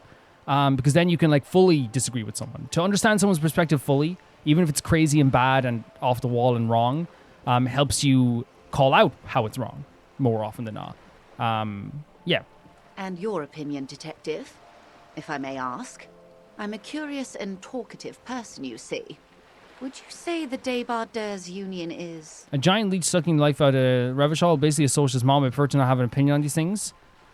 I want to find out more about it. I know I'm being very neutral here, but I want to find out more about it because here's the thing. It's like, I don't want to openly insult the Union yet. And I don't want to also like side with and say something is because, you know, they call him a leech. Of course, officer. Yeah. One more thing. You said something happened in the elections? I'm glad you asked. Oh, there 5 was experience. A woman, the previous forewoman of the Union. She disappeared. Oh? Disappeared? That's not good. Yes. On the last day of the local chapter elections, her daughter phoned in and said she wasn't running anymore. Or coming to work. Ever. End of story. Yep, I think extortion or threat. Indeed. Yeah. The company suspects foul play. 100%. There's nothing they could do. It was a union matter. Yeah, because at that point you can't overstep your bounds. Because if someone says they just want to leave, like you know, humans are allowed to do what they want. And then if you threaten the union, all of a sudden it becomes a thing where you're like accusing, you know, it's a big accusation to make, extortion. It's a big accusation to make. The point of the presentation is, these kinds of things happen around the Clares. Watch out when you're dealing with him. Thank you for your concern, man. We'll be just It's actually fine. very informative information we got here as well. The idea of like them getting rid of Gaumont because they were trying to make a power play, maybe. That's again, we're looking at her perspective as well, and maybe what we can mix with our own as well. And maybe it was like a way to be like, you know, delay possibly the dealings too. Because again, if they're like, you know, doing these demands and also like trying to delay stuff by getting rid of the union rep or the company representative that has always helped them as well, it could be a possibility where they are trying to delay some stuff as well. We know that they definitely put the scabs there. Claire is apparently the Clares are nepotistic and there's accusations of embezzling as well, which again, if they're delaying the stuff in this way, it could be because they're like trying to embezzle stuff as well, some more as well. And the elections, there was apparently some extortion happening there as well. That's all I need. Let's change the topic. How You're on else a can I boat. help? Tell me about Wild Pines. What do you do? What we do? I'm afraid I don't speak for Wild Pines as a whole. It's a giant undertaking. So what do they do? The Pines' core competency is logistics. Container shipping, freight, that sort of thing. See those airships there, linking? Those are the shipping side of things. I don't see them. And that is the terminal. Another subdivision deals with energy, oil and gas exploration, offshore platforms. How much money does Wild Pines have? I mean, if they're dealing with like oil and gas and all this stuff too, it's a lot. I'm not at liberty to discuss the company balance sheet, but I can tell you that last year, the company booked more than 20 billion real in revenue. And this is why you see it's like, you know, sometimes union demands don't seem that big when you see like how much a company can make, you know what I mean? At all. $1 billion? Yeah. Wow, that's it? I thought it'd be Wild Pines supposed to be something big time. 20 billion is a massive profit. numbers like that means nothing to me. The money I owe is so much less than that. I mean, true. Yes, past a certain point, numbers begin to seem imaginary. That is But they factual. are quite real for the 72,000 employees who depend on Wild Pines for their paychecks. And to make that money, they also depend on the employees. Let's not make a mistake about this. You know what I mean? A conglomerate the size of Wild Pines is like a shark. If it stops moving and growing, it will die. Then what becomes of those 72,000 families? It is a tremendous responsibility. And if the 72,000 families stop working and stop working for the company, yes, the company will die. So it's one of those things where, like, we're getting to the point where we're noticing that, like, yes, the workers are the most functioning and most important part of this whole company. They are the 20 billion earners. Where does Wild Pines get all these billions? That's all I need to know. I mean, it's from oils and stuff like that as well, right? I don't think we need to ask about that, right? She nods. What can you tell me about this lynching? Quite a few things, I'm afraid. She falls silent for a moment, contemplating The something. information I'm to share with you includes sensitive trade secrets. For the sake of my employer, I have to ask for your names and badge numbers. Oh, yeah. Of course, ma'am. We should have introduced ourselves. I am Lieutenant Kitsuragi from Precinct 57. Hands are a piece of blue plastic. I do not have my badge. And this is my colleague from Precinct 41. I'm afraid he doesn't have his badge at the moment. I hope mine will suffice. How curious. Why is that, Detective? I lost it. Awkwardness washes over the conversation. The woman doesn't like this turn of events. Of course. Like, no matter what I, think of this lady, no matter what, she has a right to ask for our badge. And the fact that we don't have it is very concerning, you know what I mean? Remember when my partner told you I had recently suffered from an unusual medical episode? My lost badge is related to it. I see. So, are you saying you lost your badge during the course of this episode? I could have eaten it for all I know. I don't remember anything in this world, this city, nothing. Oh dear. Just flies Some kind of encephalopathic amnesia. I don't even know how to respond. I've been feeling like that all day, Miss Joyce. I do believe you, naive as that may sound. I simply can't imagine what you gain by faking such a condition. Handing the badge to you right now is the most efficient thing I could do if I had it. It helps me. As I said, ma'am, his technique may be very unconventional, but he is an officer of the RCM. I love Kim twisting this around a little bit for our sake as well. Of course, I sympathize. But I'm afraid I simply can't share anything more until I've seen that badge. So we have to find the badge. Hang on. She's a professional negotiator. Oh. She should be open to some sort of mutually beneficial arrangement. Let's go. Okay, how do I negotiate my way out of this? She's a negotiator. Just float a favor at her. Insinuate. Surely there's some other way to demonstrate our law enforcement credentials. I will be frank with you. If I'm going to break protocol, I need to be able to justify it to my superiors. They're going to want to see something very tangible. And what is that? You're in, but expect her to drive a hard bargain. Yeah, I'm worried about this too. What does she want from a police officer? Reports from inside Terminal B suggest it's a hub for the local drug trade. This is an open secret in Martinez. The Union controls the terminal, so it goes to reason. Interesting. Is she okay? They're profiting from this trade. Right. So the reports from Side Terminal B suggest it's a hub for local drug trade. The Okay. company has tried looking into this matter before, to no avail. Perhaps someone with your authority and resources might turn over the right stones. This is awkward. Or you can recover your badge. Though, if I may be blunt with you, it sounds like that may be a lost cause. Maybe.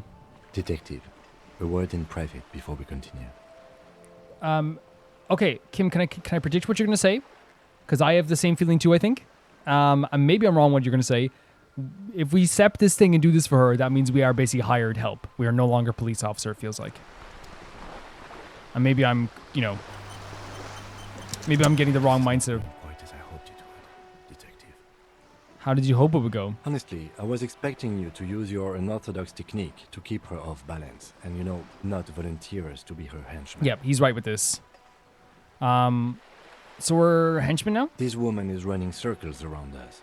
She might have known about your misplaced badge all along. Or she's simply an adept in I mean, she's a professional negotiator. Either way, we've played straight into her hands. Yeah, I got owned. He doesn't let it show. but there is a limit to how much the consequences of your unprofessional behavior. I thought I was like being so professional in that conversation, but again, he wanted us to be unorthodox. He did. We could just, find my badge. Oh, that would be fantastic, but do we have the time? The world is large and your badge is 8 by 6 centimeters. That's true. You could request a new one from your station, but that would literally take months. I'm sorry for putting in this situation. I'll handle it. I'm sure you will, detective.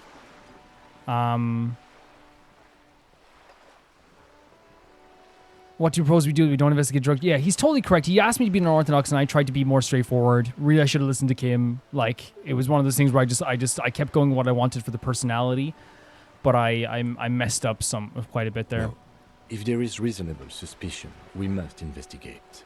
Otherwise, she could claim we are setting... That is also true. Or that we are on their take. We'd never hear the end of it. She gave us a tip-off about some sort of, like, criminal activity, right? What I propose is, we ask her, then we investigate, briefly. But do not share the outcome of this investigation with her. We tell her it's done, and demand for her information on the lynching. Okay. Yeah. I know, like, he asked for unorthodox as well, and that's why I feel so bad about it. What can I help you with? You're on a boat. Why, yes I am. Not a lot of people on boats out here. Do you have a name? Does she have a name? The boat? No. It is called Cordelati 19 because that's the type of sloop it is. Okay. The word "it" feels strange.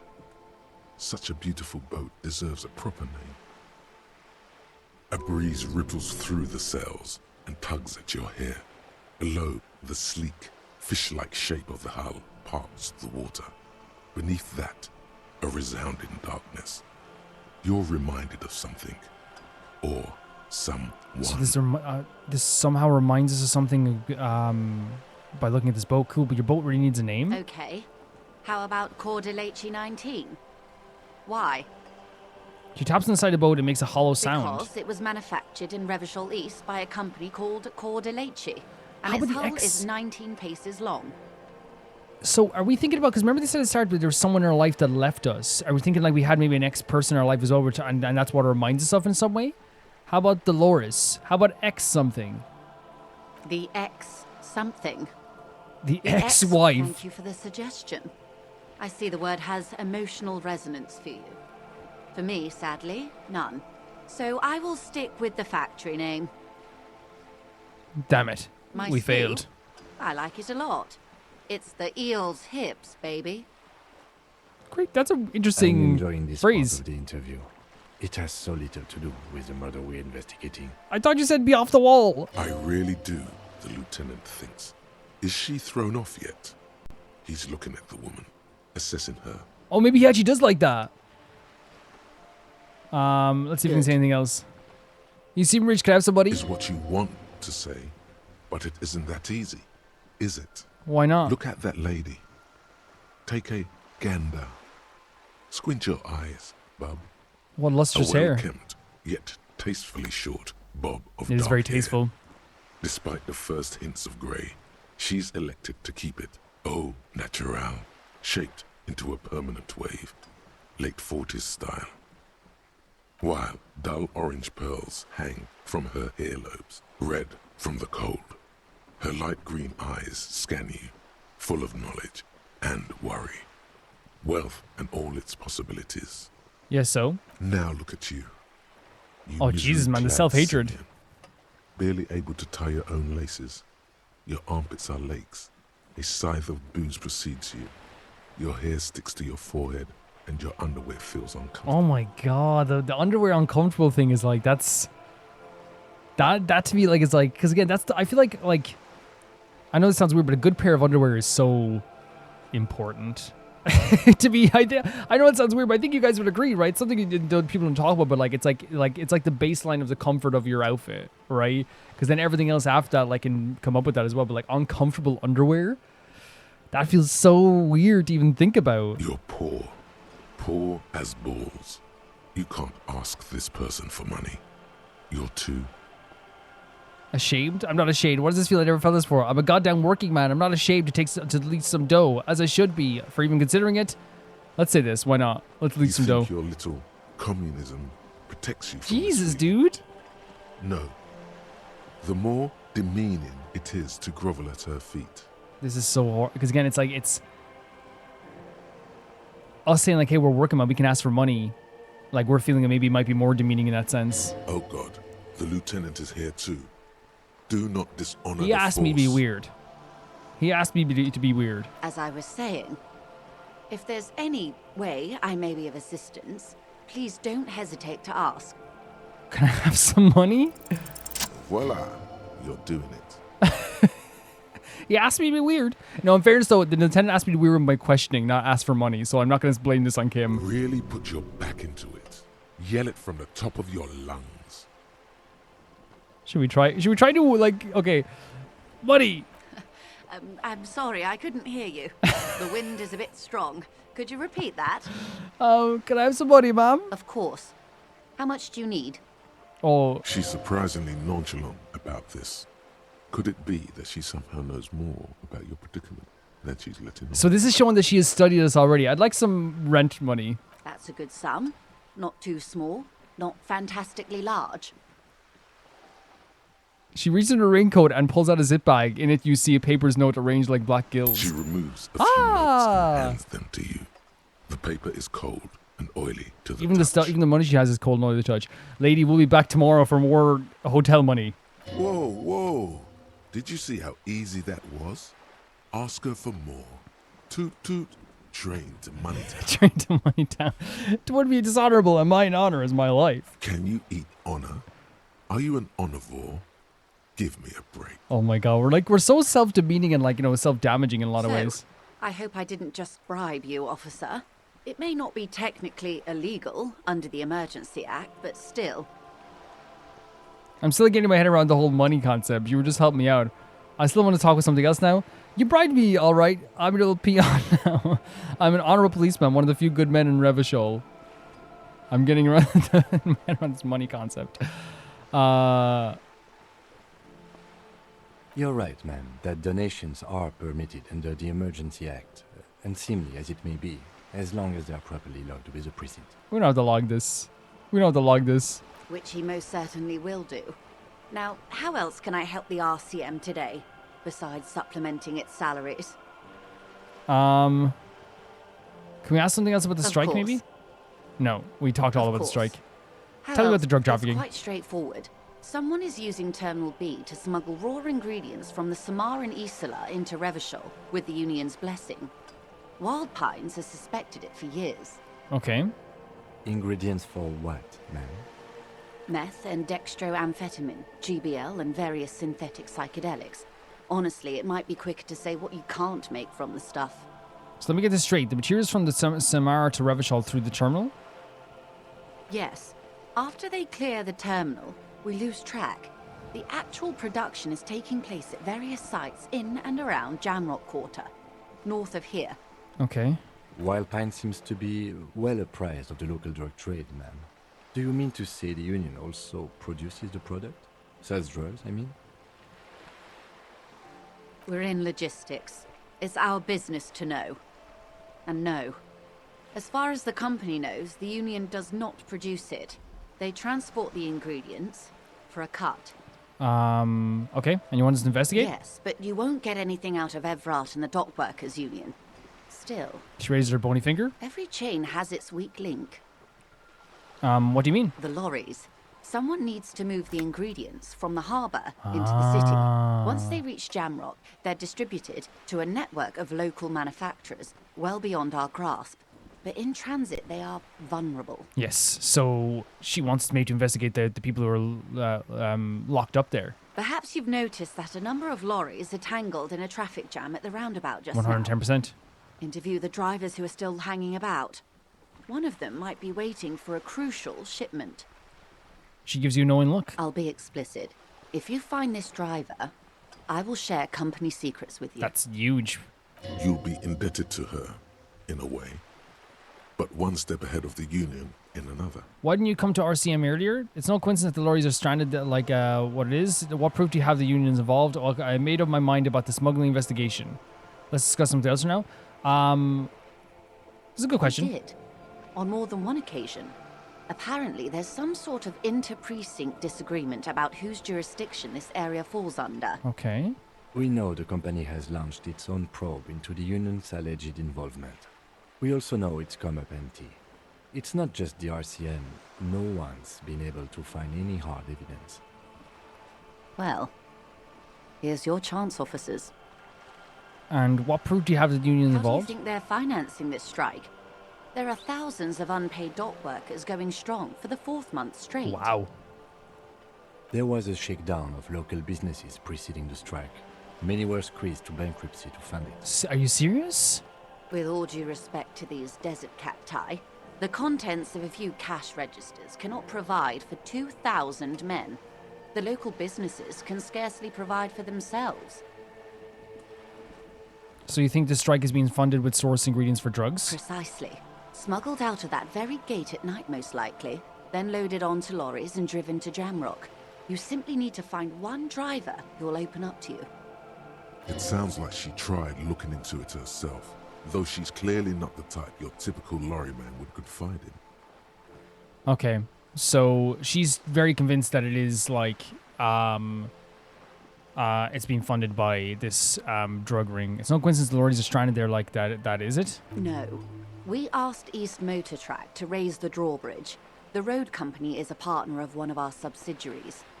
However, She pauses and looking to the sea. this is a limited time opportunity. Once the complaint has been processed by the trade committee, they'll have no choice but to lower the drawbridge, and the operation will continue. So, once the complaint has been processed, they'll have no choice but to lower the drawbridge and the operation will continue. Okay. So...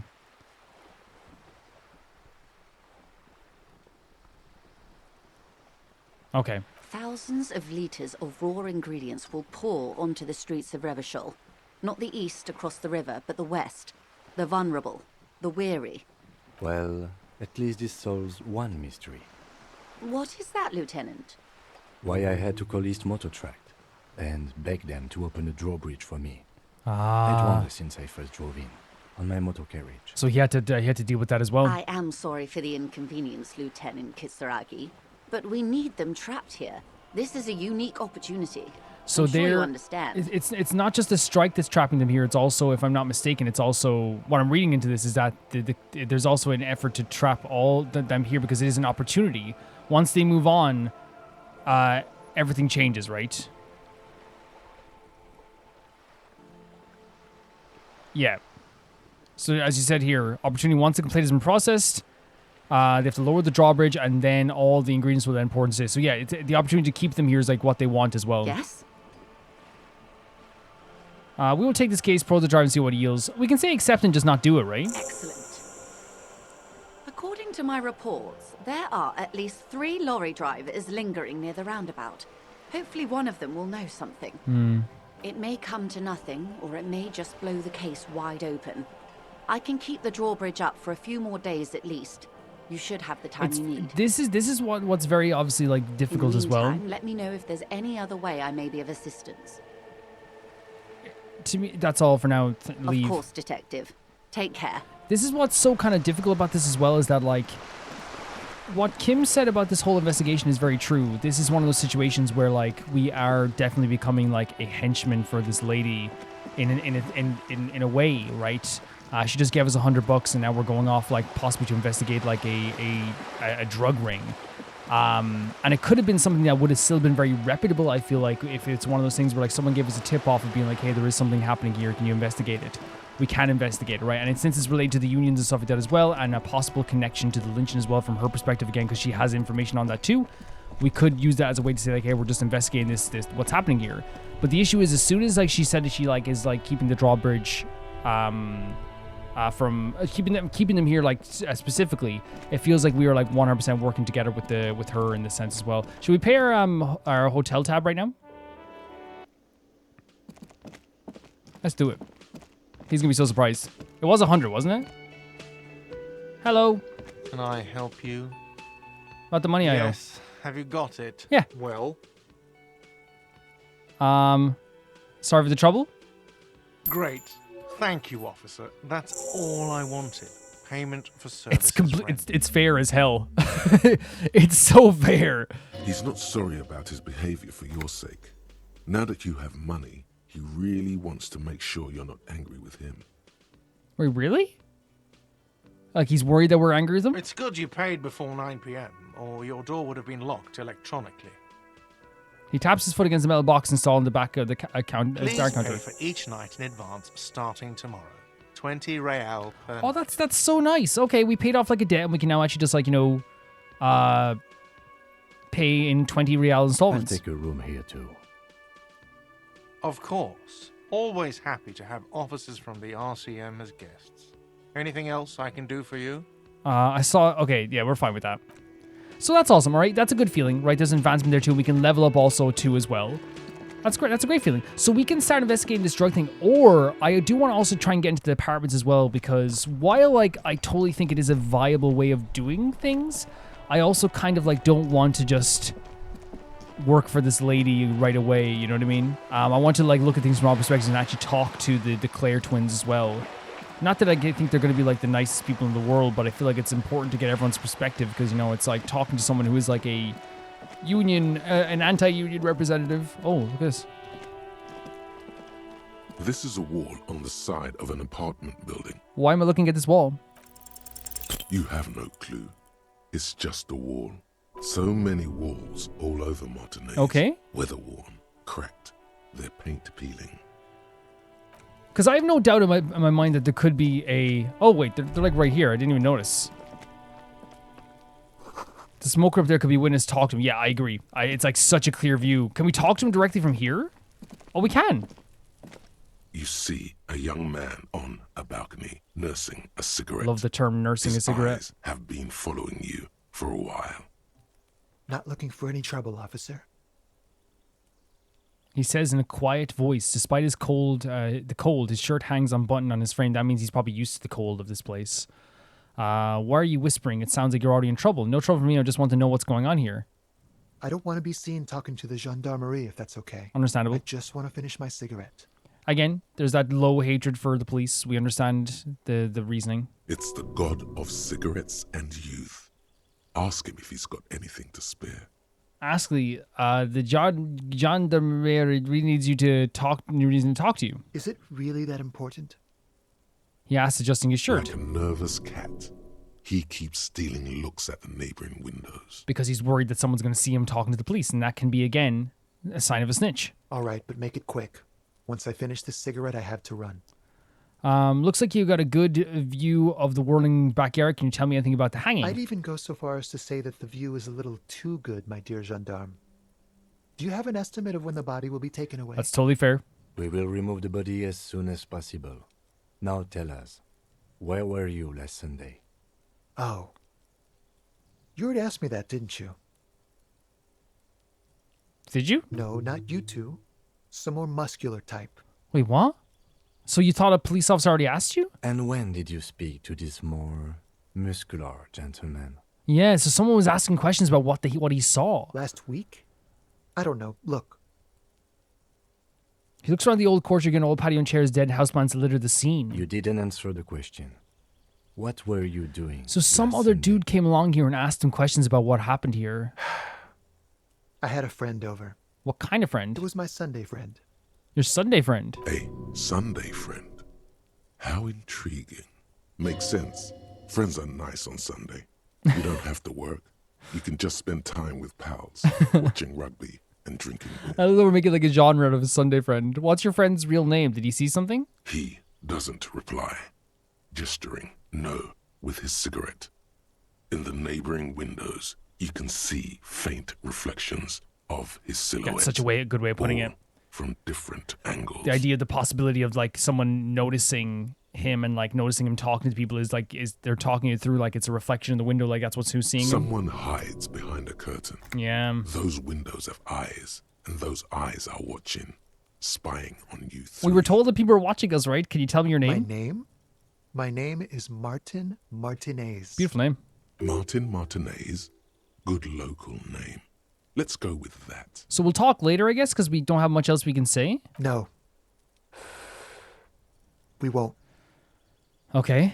He takes one last drag of a cigarette before stubbing it out on the balcony. Now, if you'll excuse me, I really need to get going. Convince him to stay? This isn't the place or time for questions.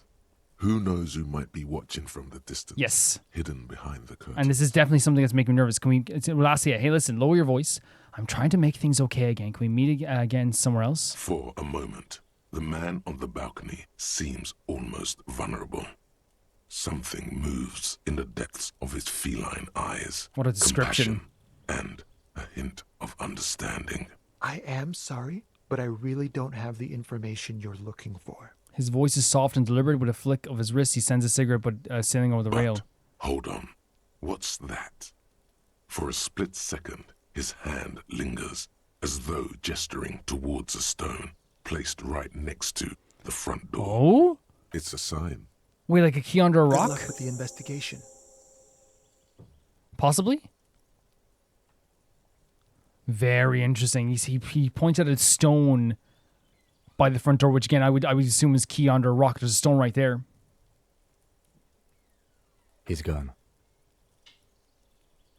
We should run after and see what he went. No point in running. Tenements like these often have multiple exits. If he doesn't want to talk to us, then he'll know how to hide himself. So we just give up? He could be a witness. Him or his Sunday friend. Either way, we need to look into that muscular type who's asking about that. Then it sounds more like someone who wanted to know, who witnessed something from the perspective maybe something more sinister than what we're doing. He did leave us a sign. Did you see that? He wanted to draw our attention to that stone right over there. I think he wanted us to come here. The lieutenant nods towards a small rock. I'm thinking it's going to be a key. If we find a way inside the building, we can ask around for his apartment. Yeah. 100%. I think it is going to be picking up a key. A stone, like any other, lying in a whirl of sleet and mud. Maybe there's something under it. There's a key beneath it. There it is. Rusty from the dirt. This must be for the front door. Pity doesn't have the apartment number on it. This building has many apartments, and the man can be in any of them. How are we going to find the right one? I guess it's just talking to people and like seeing if they know where that guy is. But again, people are so cagey when it comes to this stuff as well, understandably so. So we'll just have to go in and see. Put the stone back. There we go. We have access. I guess, is this the back of the apartments over there as well? So we're going to be able to get in there also, which is incredibly good for us. Let's see what the inside looks like before anything else. It's really cool they made it. Oh, so sick. I love the interiors. Really, really cool. But we have now like a way into the apartments, which like is a great advancement now for our investigation as well, which is awesome. And another great way to explore some stuff as well too. What's this over here? An old shoe rack, boots and sneakers, and old slippers. The interior environments are fantastic. They're so good. Like, look at this stuff here. Even like the dreary kind of like paint on the walls, but it feels so natural and alive. It feels like this is just a real location. You know what I mean? The kind of like slight mold coming down from the ceiling. The box is filled with cleaning chemicals, smells of laundry detergent. There's a power box here. What's that? Someone has drawn a 5-pointed star on the wall. There's different doors here and different people around. Is there anyone like just hanging out here? Oh, there's the lady with the sweeping brush. We can talk to her as well. Great music. Very somber, but there is like a sadness to it, right? There is. Apartment 12, a loud rumbling comes from inside. The snoring is scary somehow. You should leave. It's interesting that like our emotions like get a little bit riled up by hearing the snoring and the sound of someone snoring. Oh. Interesting. It's just the bathroom. These shower curtains are covered in some sort of slime. Is it like a communal shower?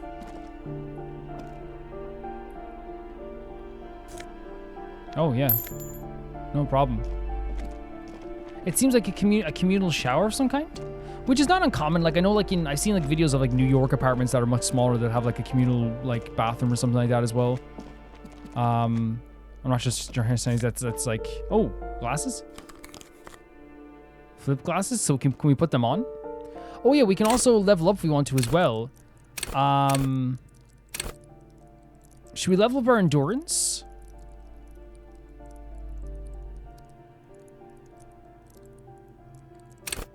Because we tried to do that before, right? how many do we have? Only one?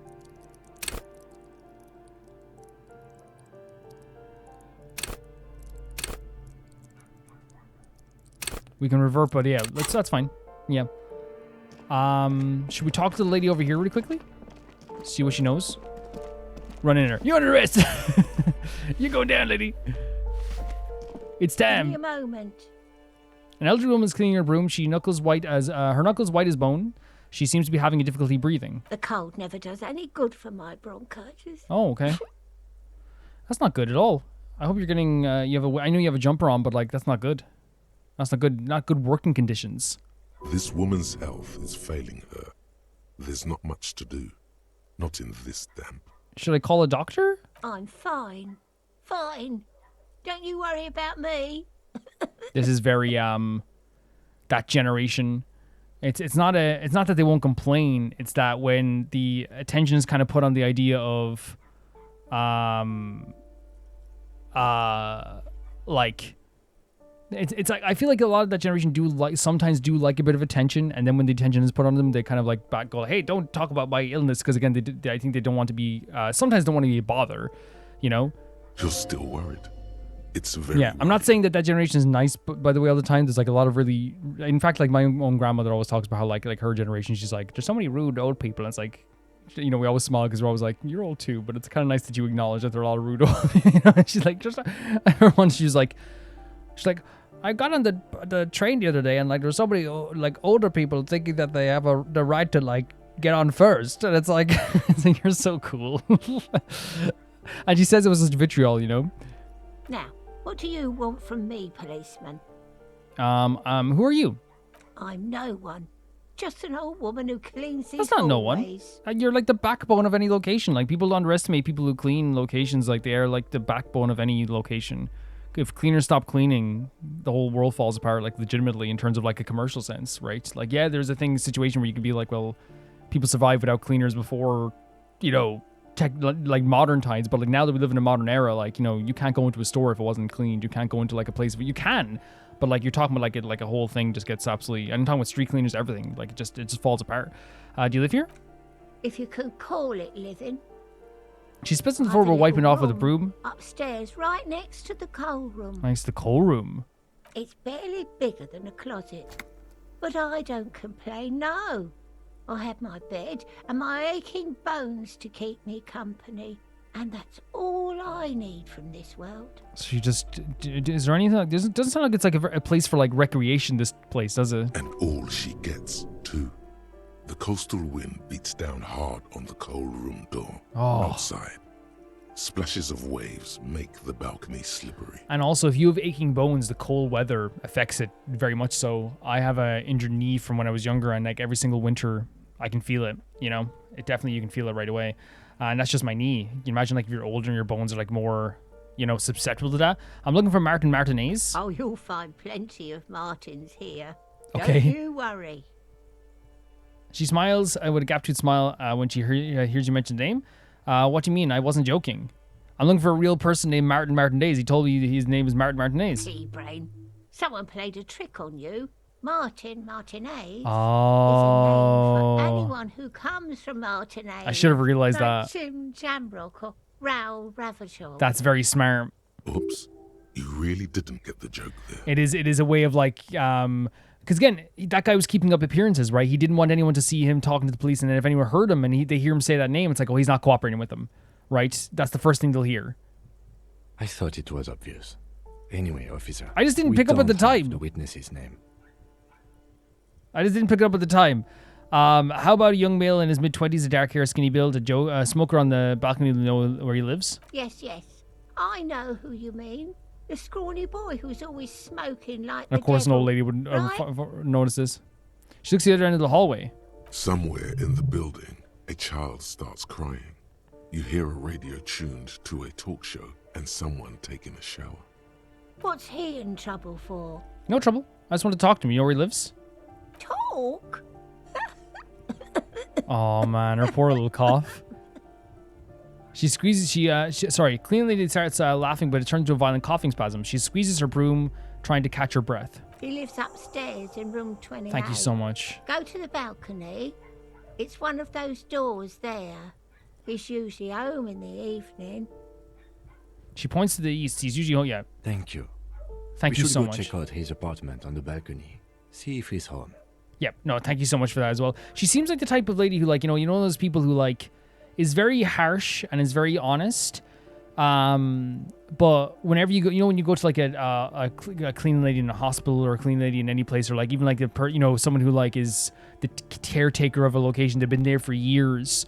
And a lot of times these type of people are like not the backbone of a place to the point that like, their harshness almost becomes endearing. You know what I mean? It's like, oh yeah, she's really kind of a bit rude sometimes. She's very harsh. She's very defensive, but they wouldn't trade her for the world type of feeling. You know that type of feeling? Ask away, policeman. What can you tell me about Cindy?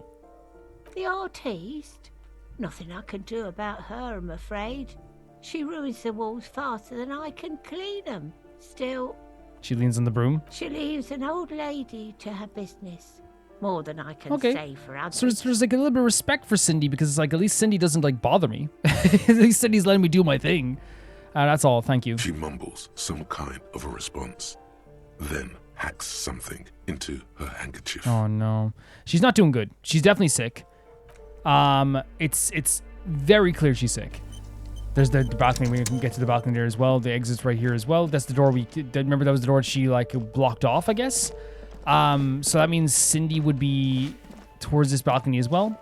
But yeah, she's definitely sick, and she's definitely like, hiding it. And I think it's one of those things where like the whole thing with Martinez and this whole wharf and this whole area as well is that I feel like it is like the way that this location is and what this location is a lot of like, it feels like it's almost like at one with the people in the location. There's a feeling of regret and bitterness, and the people have like a lot of regret and bitterness in them. There's a feeling of like that the location hasn't gotten over the idea of the revolution and the war, and the people definitely haven't gotten over that either. There's a feeling of this place, putting down a lot of smaller people, while like people on the top are like, kind of gaining a lot of like the revenue or the good out of whatever this place can be squeezed out of. And you can see that in the people as well. You can see the class differences and all this stuff as well. And even in this too, this place feels like a sickness. It feels like it's falling apart, and seeing like a lady as well kind of being representative of that too. It feels like there's like again, as I said, the people in this place are like one with the location. They feel like they were like almost like born to be in this location. Not born to be in this location, but they feel like they like, have morphed with this place. And it feels like this place is alive too, and is almost like, in a way, birthed these people. You know what I mean? It's a very interesting like thing you have with a lot of these characters here, and this location being a character itself. A note reads, foreclosed by Martinez Realty Associates. Wait, oh god. A shift in temperature. The air chills around you. Dust settles on the stony floor. Rub your sides for warmth. A former architect stands before a slice of window, a room plan in her hand. A cold wave has made the air in the building stand still and frozen, with temperatures falling down to minus 20 degrees Celsius. Her face? Is red from the cold. She's breathing on her fingers, clasping the plan. Traces of sadness are visible in her expression. Her face? The plan? Faint pencil lines on paper depict the same place, but a missing eastern wall connects the room with the neighboring apartment. Ideas for arranging the furniture have been jotted down. Look around if you're yourself. It's clean and empty, with new tapestry embellishing the walls. A standard HB graphite pencil has fallen off a three-legged stool in the middle of the room. Is this just like our intuition of like maybe trying to imagine like something here, and like trying to imagine like a feeling of this place and like add a personality to it in a lot of ways? Could that be it as well? The sea below looks cold and winter gray. And that's the thing I say as well, like for me, like I always wanted to live in kind of like a place that was kind of more like a harbor place or on a wharf, because it always looked really beautiful. But a lot of times the conditions can be very, very harsh, right? So it's one of those situations where like, while I'm saying like, oh, like this is so pretty in some ways, obviously with, there's a difference between Blackpool and like this location, right? But it can be very harsh, it can be. Oh, I got some more money. We're near We're near getting 20. We're a quarter of the way there. An old grocer's on the table and checks. So there was obviously life here as well. Should we scare the old lady and come out this door? Boo, we live here now. We pay rent. We're living here forever. That's our job. What's this? Apartment 8, the mailbox is overflowing. Showing that they don't check the mail, they don't care to check their mail. Door 9 is locked. You hear someone walking around inside, rearranging the furniture. The number on the panel says 10. Hey! The walking stops abruptly, but no one comes to the door. Me. You can feel tension on the other side. Knocks again. A poor communard, from the looks of it. The room is barely bigger than a closet. The demands a female. Who is it? Who is this? They say. The police open up. Do I have to open the door?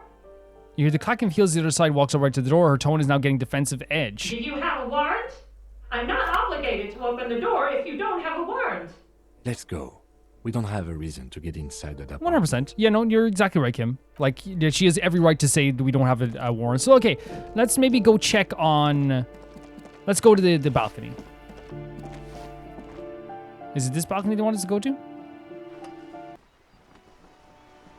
Man, the locations here are absolutely, like, they look so dangerous and degraded, but they're so cool as well. Hello, we're here! Did you expect us?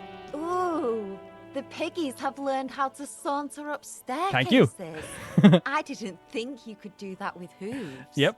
But here you are. We cops don't like closed doors or reachable perches or people having us on high ground. That's right, we've evolved. Yeah, I can see that. Cool mutations. Her design is so cool. That smell coming from her paint bucket. It's not paint. It's heavy fuel oil. Is that heavy fuel oil? Red-dyed heavy fuel oil, intended for exclusive use in government vehicles, to be precise. So what does that mean? What did you think I was using? Aquarels? Sucked it out of a cop's fuel tank myself. Back in Jamrock. Okay, ingenuity. She really did it. She's proud of it too. Fumes are bad for you, okay? That is very true. Something to think about next time you're driving around in your pretty little piggy carriage. She's got us there, Kim. Kim, what do we do? Another young person owned us. What do we do? Kim. If we go up here, Kim, I don't know. What do we do? Everyone keeps owning me. What do I do? Above, tarps flap at the wind, forgotten hammers and nails and rust, showing that there was construction here at one point, but they gave up on it. The door's locked, you can't get in. Kim, we better come. Oh, love it. Did you do this? Is this your artwork? It's really cool. That's a really cool piece of artwork. Can I go in here? Whoa. The coal room. Yeah, remember she said her room was... Wait. That's not the old lady. No, she said she was next to the coal room. Please tell me she's not actually sleeping in the coal room. Whoever's sleeping in the coal room, that's pretty freaking dangerous. Some pants here? Oh, no, they're probably drying on. No, they're probably drying off their pants, man. I don't want to take their pants. They're probably drying off the pants. Enough coal to last for several winters. Smells of chemicals. So it's chemical-riddled, no? Chemical-riddled,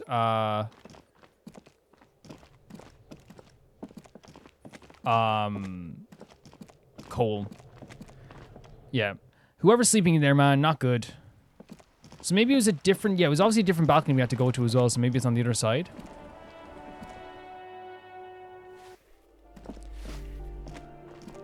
We got owned, lady. What do we do? Give us a comeback. Tell her she's smelly. Okay, come on, Kim. We shouldn't be doing this. No, look, listen, Kim. I just need one win today, okay? Let's go. Tell her she's smelly and really smelly. God, that's too far. That's too far. So where is the... Is it... Maybe that was the end... Oh, here it is. Okay, perfect. So apartment number 28 is what we're looking for. Is this 28? There's a door, nothing here right now. Just the door. Someone's growing rosemary, thyme, and a cactus. Ooh. Rosemary's really nice on a potato. Full of cigarette butts and electric wires. That's so dangerous. What the hell is wrong with you? Well, I guess they don't care. What's this? This door is made of Perfect. metal and appears to be reinforced. Someone here really values their security. Number 28. This is where the cleaning lady said the smoker on the balcony lives. Let's see if anyone's home. Knock on the door. Knock. No one answers. Looks like the young man we are looking for isn't home. I think our best chance to catch him is in the evening. So we have to come back in the evening. That's fair enough. We should return tomorrow after we have finished with our day's work. How about 9 p.m.? Sound good? Tomorrow at 9? Tomorrow, 9 p.m., right here. Apartment number Why can't we go 28. tonight? Good, let's go. Damn. Turns out it's quite tricky finding someone in a big apartment building. Don't worry. You'll get him. I mean, I think the nature of like everyone being very standoffish adds to the aura and allure of this place. You know what I mean? It actually makes this place feel a lot more like, to me, in a lot of ways, very realistic, you know? Complete silence. Whoever lives here isn't home.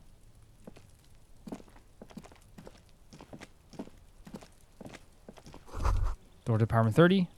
Boys from within sing along with some buoyant dance track. Let them sing. It's not our business. Let them sing. What's this? Not opening. Okay, that's fine. So we know that there is a lead we can follow here. It's just that we can't get to him until 9 o'clock. That's fair enough. Should we check in the place of the union's meeting now again? I don't know if they're... Oh, no, wrong door. I don't know if they're going to meet today, but we can try. All I know is that we've gained entrance to the apartment, which is good. We have like a lead on like some drug usage. We have a... Should we talk to this little kid now that we're on the other side? They're probably going to like say some really horrible stuff to us again, though. We have some leads. We definitely have some leads. You're under arrest, kid. Are you trying to sneak up on me? Come to slit my throat in my sleep. Kuno S is a crazy name. Pigs come to take me out. Trying to snuff me out. Why would you even say that? Then why are you sneaking up on me like that? It's not a good idea to scare me, pig. Not a good idea at all. Kim, why is everyone owed us? Okay. Man, it's just like, it's so crazy that that dead body's just still there. We have to find a way to get it down as well. So we now have a key to the apartment building, which is like very useful. It's very, very useful. We know that there's something maybe behind the curtains of this bookstore, but it seems more ethereal than anything else. I want to see if the union guys are meeting. You know what I mean? If they're not meeting right now, then I'll blame you guys. No. Does it say when they're gonna meet? Maybe you can tell us when they're gonna meet? Hello, sweetie. This is the one we nearly killed. The elderly woman turns to you with a smile. Wait, who's Sweetie? Does that mean you like me? Who's Sweetie? Why, you are, officer. Maybe I am. And have you found anyone to be sweet to? Oh? I'm done with mating rituals this time around. I had once, Winks twice, but I lost her. What was with that fucking... Yeah, I don't know. I don't know. I don't know. Seemed neurological. Central nervous system's really banged up. Tap yourself on the side to correct the malfunction. I see you are still grieving. Well, I won't pry. She smiles gently, paying no heed to the inexplicable winking. You must forgive me. I'm getting so scatterbrained. I completely forgot to introduce myself. It's okay. I'm Lena. My husband Morel and I are staying with our friend Gary just down the street. Oh. I come here for tea when they're away. That sounds nice. Her eyes glitter over the rims of her glasses and she looks up smiling. This Lena is wacky enough for the motley crew. Hire her on the spot. Hire her? I don't know if you noticed, but I don't know where I am or what I'm doing. Are you okay? I'm very sorry I crashed into you earlier. That's a nice thing to say. Oh, I'm perfectly all right. I'm more worried about you. What was that? What was that? It was like my body did a will of its own. I'm running my torso turned. My hands made this lewd gesture. I'm sorry you had to witness it.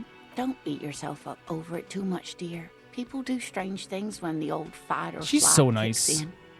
I'm just glad you weren't injured. How do you like to roll me? I don't know if you noticed, but I don't know where I am. Or yeah, well, King says I don't know where I am or what I'm doing or anything. Yes, officer. You look rather dazed. Like a stunned fox.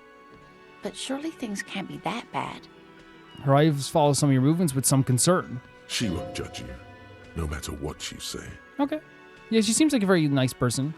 I drank so hard I forgot literally everything. Oh my. You know where we are, right? The Whirling Rags is on my keys. We're in Revachol. I already know some seedy hotel, a war zone on the edge of the world. That's right. And where is the Whirling in Rags cafeteria itself located? In Revachol. Yes, indeed. We are in the fine city of Revachol.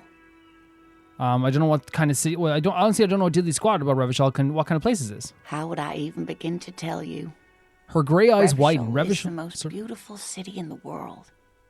We're fortunate to be here, you and I. Okay, so she really loves this place. I haven't seen very many other cities personally, but everyone says so.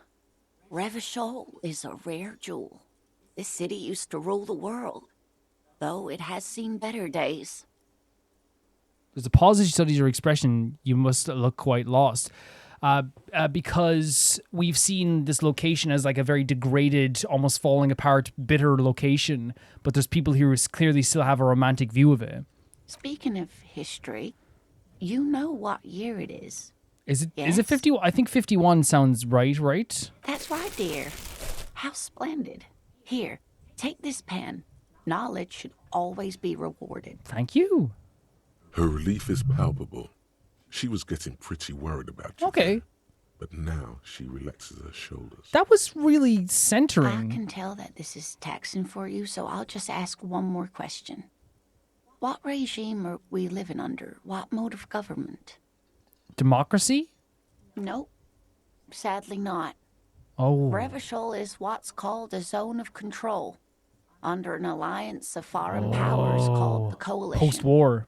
We have no government of our own, and what democracy we have is market-driven. So it is post-war, and there is a okay, that makes sense. And again, 1951, it was Jesus Christ, one of the most tumultuous times in the world in general, and that does make sense. It was a time of uncertainty where people had to like pick themselves up off the ground, and people were losing money and their life, and it was grim. It was a really grim time, not just like for like, you know, in a lot of places around and post World War II. Interesting. So maybe that explains why there is like no governing body in that same way. So again, that's interesting to know as well. Okay, because I didn't know if this is like some alternate reality or whatever. But there's no government. How come there are cops? Oh dear. She shakes her head suddenly, very worried. We're doing so well.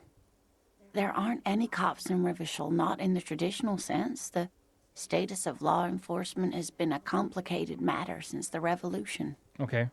But we should stop for today, sweetie. You look like you need a break. Besides, I'm not the best person to explain the big things to anyone. Okay. She's scared now. She's realized you really are brain damaged. What is the revolution you mentioned? A defeat, I'm afraid. The people of this archipelago tried to build something new, something different. The rest of the world didn't like it, so they came and ended it.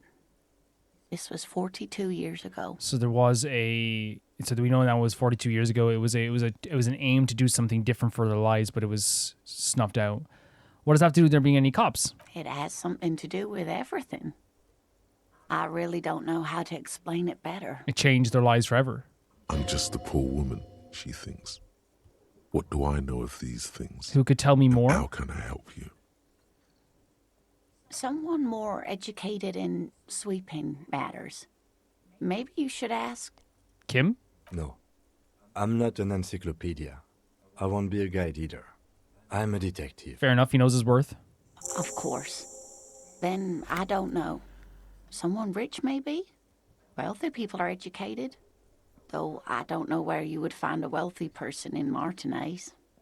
I've got to get going now. Of course, dear. Good luck with your case. She gives you a small wave. So I actually, there's a guy here we can talk to as well. There's another guy here. I actually think we've done like a lot today as well. And the thing is about that conversation that we had with that lovely lady is that it was very like, it was really well written to me because it had like a really great way of combining two things that I think are absolutely fantastic in like writing when it comes to any type of video game. It's a way of like explaining stuff that's happening and what this place is and like giving us a good definition of what this location is, right? While also still feeling kind of like a little bit comforting for a moment. It was a very centering feeling to have this lovely lady tell us that we aren't as crazy as we think we are, right? And that we aren't as warped as we think we are. To have this feeling of like, oh, I understand this. Oh, yeah, that's true. That I know where I am. But then also, when she started being worried about us not knowing exactly what this place was under in terms of like it's political or is the kitchen open? We can go to the kitchen as well. It's like political rulings or it's societal rulings. Not only did she say like she explained like what it kind of is, she also was very much like worried that we didn't know this because this has been such a part of this world and this culture for so long that us not understanding that is actually quite strange. That's how they show like how long this has been, and like us not knowing this, not only just like it's not just a thing where they're going like, oh, let's explain it to you. It's like, that's weird. That's weird that you do not know this because it's always been a part of our society. And I think it's actually a really great way that they like show it off there again, while being very comforting and very centering, but still also the same thing too, like being very honest with the lady's reactions, showing us that this has been a part of their world and it's just what this place is now, which I think is very, very interesting as well. I really think that this game feels so alive, and like the conversations that we had today were long and very, in some cases, very insightful. We got to talk to Joyce Messier, a representative of that's talking with the union for Wild Pines. We got to talk to Cindy the Skull. We got to talk to the young man who was smoking the cigarette. We got to talk to Measurehead and also I forget his name, but the guy who was at the front door of the union, who was clearly a hired person for protesting to rally people as well. So we got to get a good indication of like a lot of things here as well. And for example, like right away, I think the game had a really good way of like, pointing us in at this idea of that, this whole union thing, the protest things, it's more than just like a protest. There's something else that is going on here on both sides of like the coin, right? Where we see that this guy here is shouting like, let us work, let us work, let us work. Whilst we can sit here and be like, it is a very common thing to have someone like be a scab and do that as well. He's not wearing any clothes from around here, or he's not wearing clothes to fit him. He's not from around here, not from this exact location. He's a former bouncer, and he's very loud and powerful, and like he's definitely like directing things in a certain direction. We picked up on that, and it made us feel like, okay, there's something going on here. And then later on, Messier kind of confirmed by saying, I won't tell you or confirm or deny it, that kind of sold me that, yeah, they did hire someone to kind of be like put a pressure a little bit on the union, I guess, as well. Because the more people that are there shouting, going like, hey, like, work, I want to work. Because what will happen sometimes as well is that, like, with anything, it's not just like this. It's like, if there's a thing where like one person in their home is like, man, I disagree with what they're doing out here, right? They might not want to do it because they don't want to be singled out, right? If you say that you disagree with something, all of a sudden, then you are the one that's being singled out. It's like, oh, you disagree with us, and shuts you down or whatever. No matter how like morally good or bad something is, that's what happens. And then what can happen is all it takes is like one person like consistently doing it, and then another person, and all of a sudden they feel like they're part of a group, and then they can like maybe feel like they can express their opinion a lot more.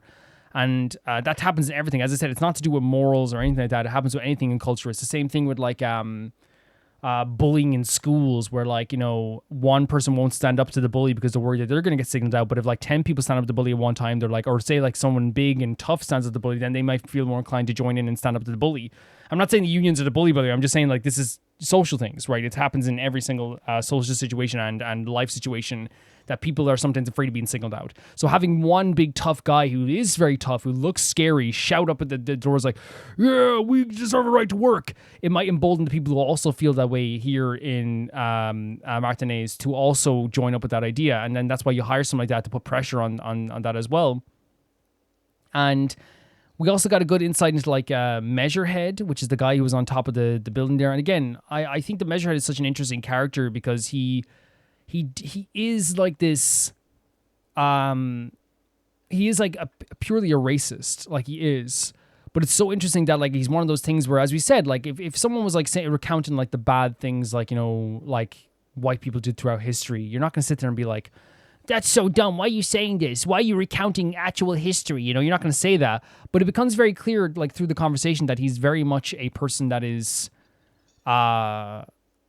he believes that they were the heights of being like a white person. He believes that the idea of like, you know, when you were doing all this really horrible stuff, that was when you actually were doing something good. Because he compares it to like the founding of electricity. You know what I mean? And I think what's so crazy about that as well is that he's stopping people from going into this place, and he's blockading this place as well from the union. I think he is working with the, am I mistaken? He's working with the union as well. It's the fact that this is like a pure intimidation tactic as well, because this big, massive guy who's on top of this bridge here, there's multiple blockades already where it's like the emotional blockade where it's like, I don't want to go up there because I'm worried he might do something to me. If I say the wrong thing, he might do something to me. So already the emotional blockade is going to stop him from even going up there as well. He doesn't even have to say anything. He's already like being intimidating. You know, all his friends are sitting around him smoking cigarettes as they're like, you know, watch what you're doing. You're walking into a lines then as you go up there. It's a purely an intimidation tactic to make people like not want to pass that bridge and press the button. But again, another like horrible situation there, because we're seeing that like there is like a lot of like still a lot of like, and we noticed this from the cup depicting like was it a Chinese person it was as well. We know the guy we met near the magazine stands was being very, you know, suggestively, deceptively horrible towards Kim as well. And then we met Measurehead as well. And it's like one of those things where there's that type of stuff with like race stuff. There's just stuff like with classes stuff, I feel like as well, where like, you know, there will be people who like look down on, you know, the workers, or they will look down on like, you know, this place in general. And there's also like a thing where like, you know, there's workers issues as well, where the company like obviously doesn't see the workers as valuable, while the workers might also be being manipulated by their union representatives as well. So it's a situation where like, you know, there is like a bit of poison happening in like a lot of these places, not just like from the point that you would expect the poison to be from. And that's also like, again, I just said, like a very interesting way of looking at all this stuff, because again, it just makes the world feel very alive. Nothing is ever truly as it seems, because in life, nothing is ever truly as it seems. That's the way the world works. And we got that as we talked to Joyce, which I think was one of the most interesting conversations, just because Joyce as a character is a professional finagler and negotiator. So the stuff that she says to us is going to be obviously like a little bit like a workaround constantly. She knows what to say and what not to say. She gives us enough information that emboldens us to maybe want to like look into the union heads, like the Claires, while also still protecting her interests in the company. She talks about, you know, the unions as being like, you know, very corrupt, while in a lot of ways, the way she talks about the company, I'm just gonna be really real with you, and that's why you have to look at everything from every perspective. She talks about the company as if like, you know, everything they do is like necessary and so, you know, they're responsible for so many people's lives. And that's what the important thing about these conversations are. And that's why I said I wanted to talk to the union reps as well, is because while I have no doubt in my mind that there probably is some corruption there as well, when you're talking to somebody and like, and that's the way you always have to look at it. If somebody is sitting here talking up like, and again, before I say this, I want to make this clear. I'm talking about certain situations. Sometimes there is no both sides. You know what I mean? And in this case, it's like, I will always stand up, I will always like look for the workers' interest first. That's my perspective. That's the way I look at things. When it comes to workers getting, you know, good conditions for the workplace, that is not a both sides thing for me. That is the thing where I want to support them. But I'm talking about in terms of the perspective of like possible corruption within the union versus corruption with a company, right? And control within the company, where you have on one side, there could be a perspective from the workers where they're like, we want this and we want this. And it's like, oh yeah, that's, you know, fair. Or maybe that's like a bit too much. Who knows what it is? But it's like, you have to look at that from a fair perspective. And then also then you look at the perspective, if they are being corrupt, you also have to look at that as a thing where it's like, that's not good for the union workers either. Taking all their dues and embezzling the money, prolonging a protest for long enough so they can keep embezzling the money and stuff like this as well. It's like these things you look in, it's like two things can be true at once. And we said this before as well. We can support workers to our dying breath, but also understand that like not every single union rep and worker in throughout history has the interests of their workers in mind. That's not always what happens. Sometimes they can be corrupt. Sometimes they can. And again, that works as a detriment to the people who are working as well. And And in this case, it sounds like from Joyce's perspective, the Clares that we talked about are very corrupt. They're embezzlers. They're possibly working with drugs as well to fund this protest as well at the same time too. They are they're using nepotism, so they always stay in control here as well. And they're using tactics, which again, we have to understand this is from Joyce's perspective. We're looking, again, that's what we're speaking from. Joyce says they're possibly using tactics as well to strong arm the company. So the company, like, either they're trying to prolong these negotiations, or they're trying to, like, strong arm them to be like, we're serious.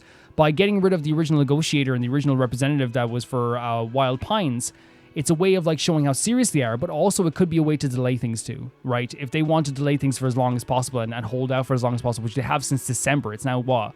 It's been 4 months, right? As they said, it's been 4 months. If they've held out for that long, that means that they're willing to hold out for longer, right? A 4-month strike for workers is long. I know, like, it's been longer throughout history, but in modern terms, it's very long. Like, it's very, very long, especially when people need to make money and people want to make money. So you have this thing where it's like, we need to, like, obviously get the perspective of the people of the union as well. We need to talk to the Clares. We need to talk to all these people and see actually what's happening here. Because, like, again, blindly investigating on the side of Joyce and just being like, oh yeah, they're doing this drug thing and they're doing this and doing that. While it could be completely true, we also have to understand that she also came at it from a very, like, I'm attacking the Clares here. Which, again, is human. And that's what I love about this game. It's not like, we have every character is going to be like, we're not talking to, like, what was the name? The Cindy the Skull. Cindy the Skull isn't going to be like, oh, I hate the police, but some of you are okay. It's like, no, sometimes people just have very, like, pointed views towards one thing or another. That's what humans are like. It's like the myth of, like, neutrality amongst humans is just not really that true, I think, in a lot of ways, where it's like, a lot of people will have, and I'm not saying that everyone's, like, has, like, really aggressive on neutral feelings, but I think there is, like, a thing where, like, people will be like, and I want to make this clear, I think it's actually a good thing that a lot of people, like, stand up for something and don't pivot on their feelings, where they go like, oh, let's give this thing a little bit of a few inches and meet in the middle, because some things you can't meet in the middle. Some things are just, like, evil that you can't meet in the middle with them. You just can't, right? Sometimes you can't compromise, for example, like on human rights or lives. You can't compromise on that stuff. It's like, it's human rights or nothing. That's the way it works.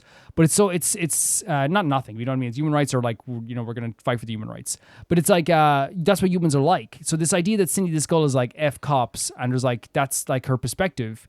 It doesn't mean it's on nuance. It just means that's her on neutral opinion, because she has a right to have this on neutral opinion, because she has, like, this negative opinion of police officers from obviously the times of the revolutions and all this stuff too, but also clearly from a feeling that has happened here in Martinez for years, where they have a negative opinion of cops.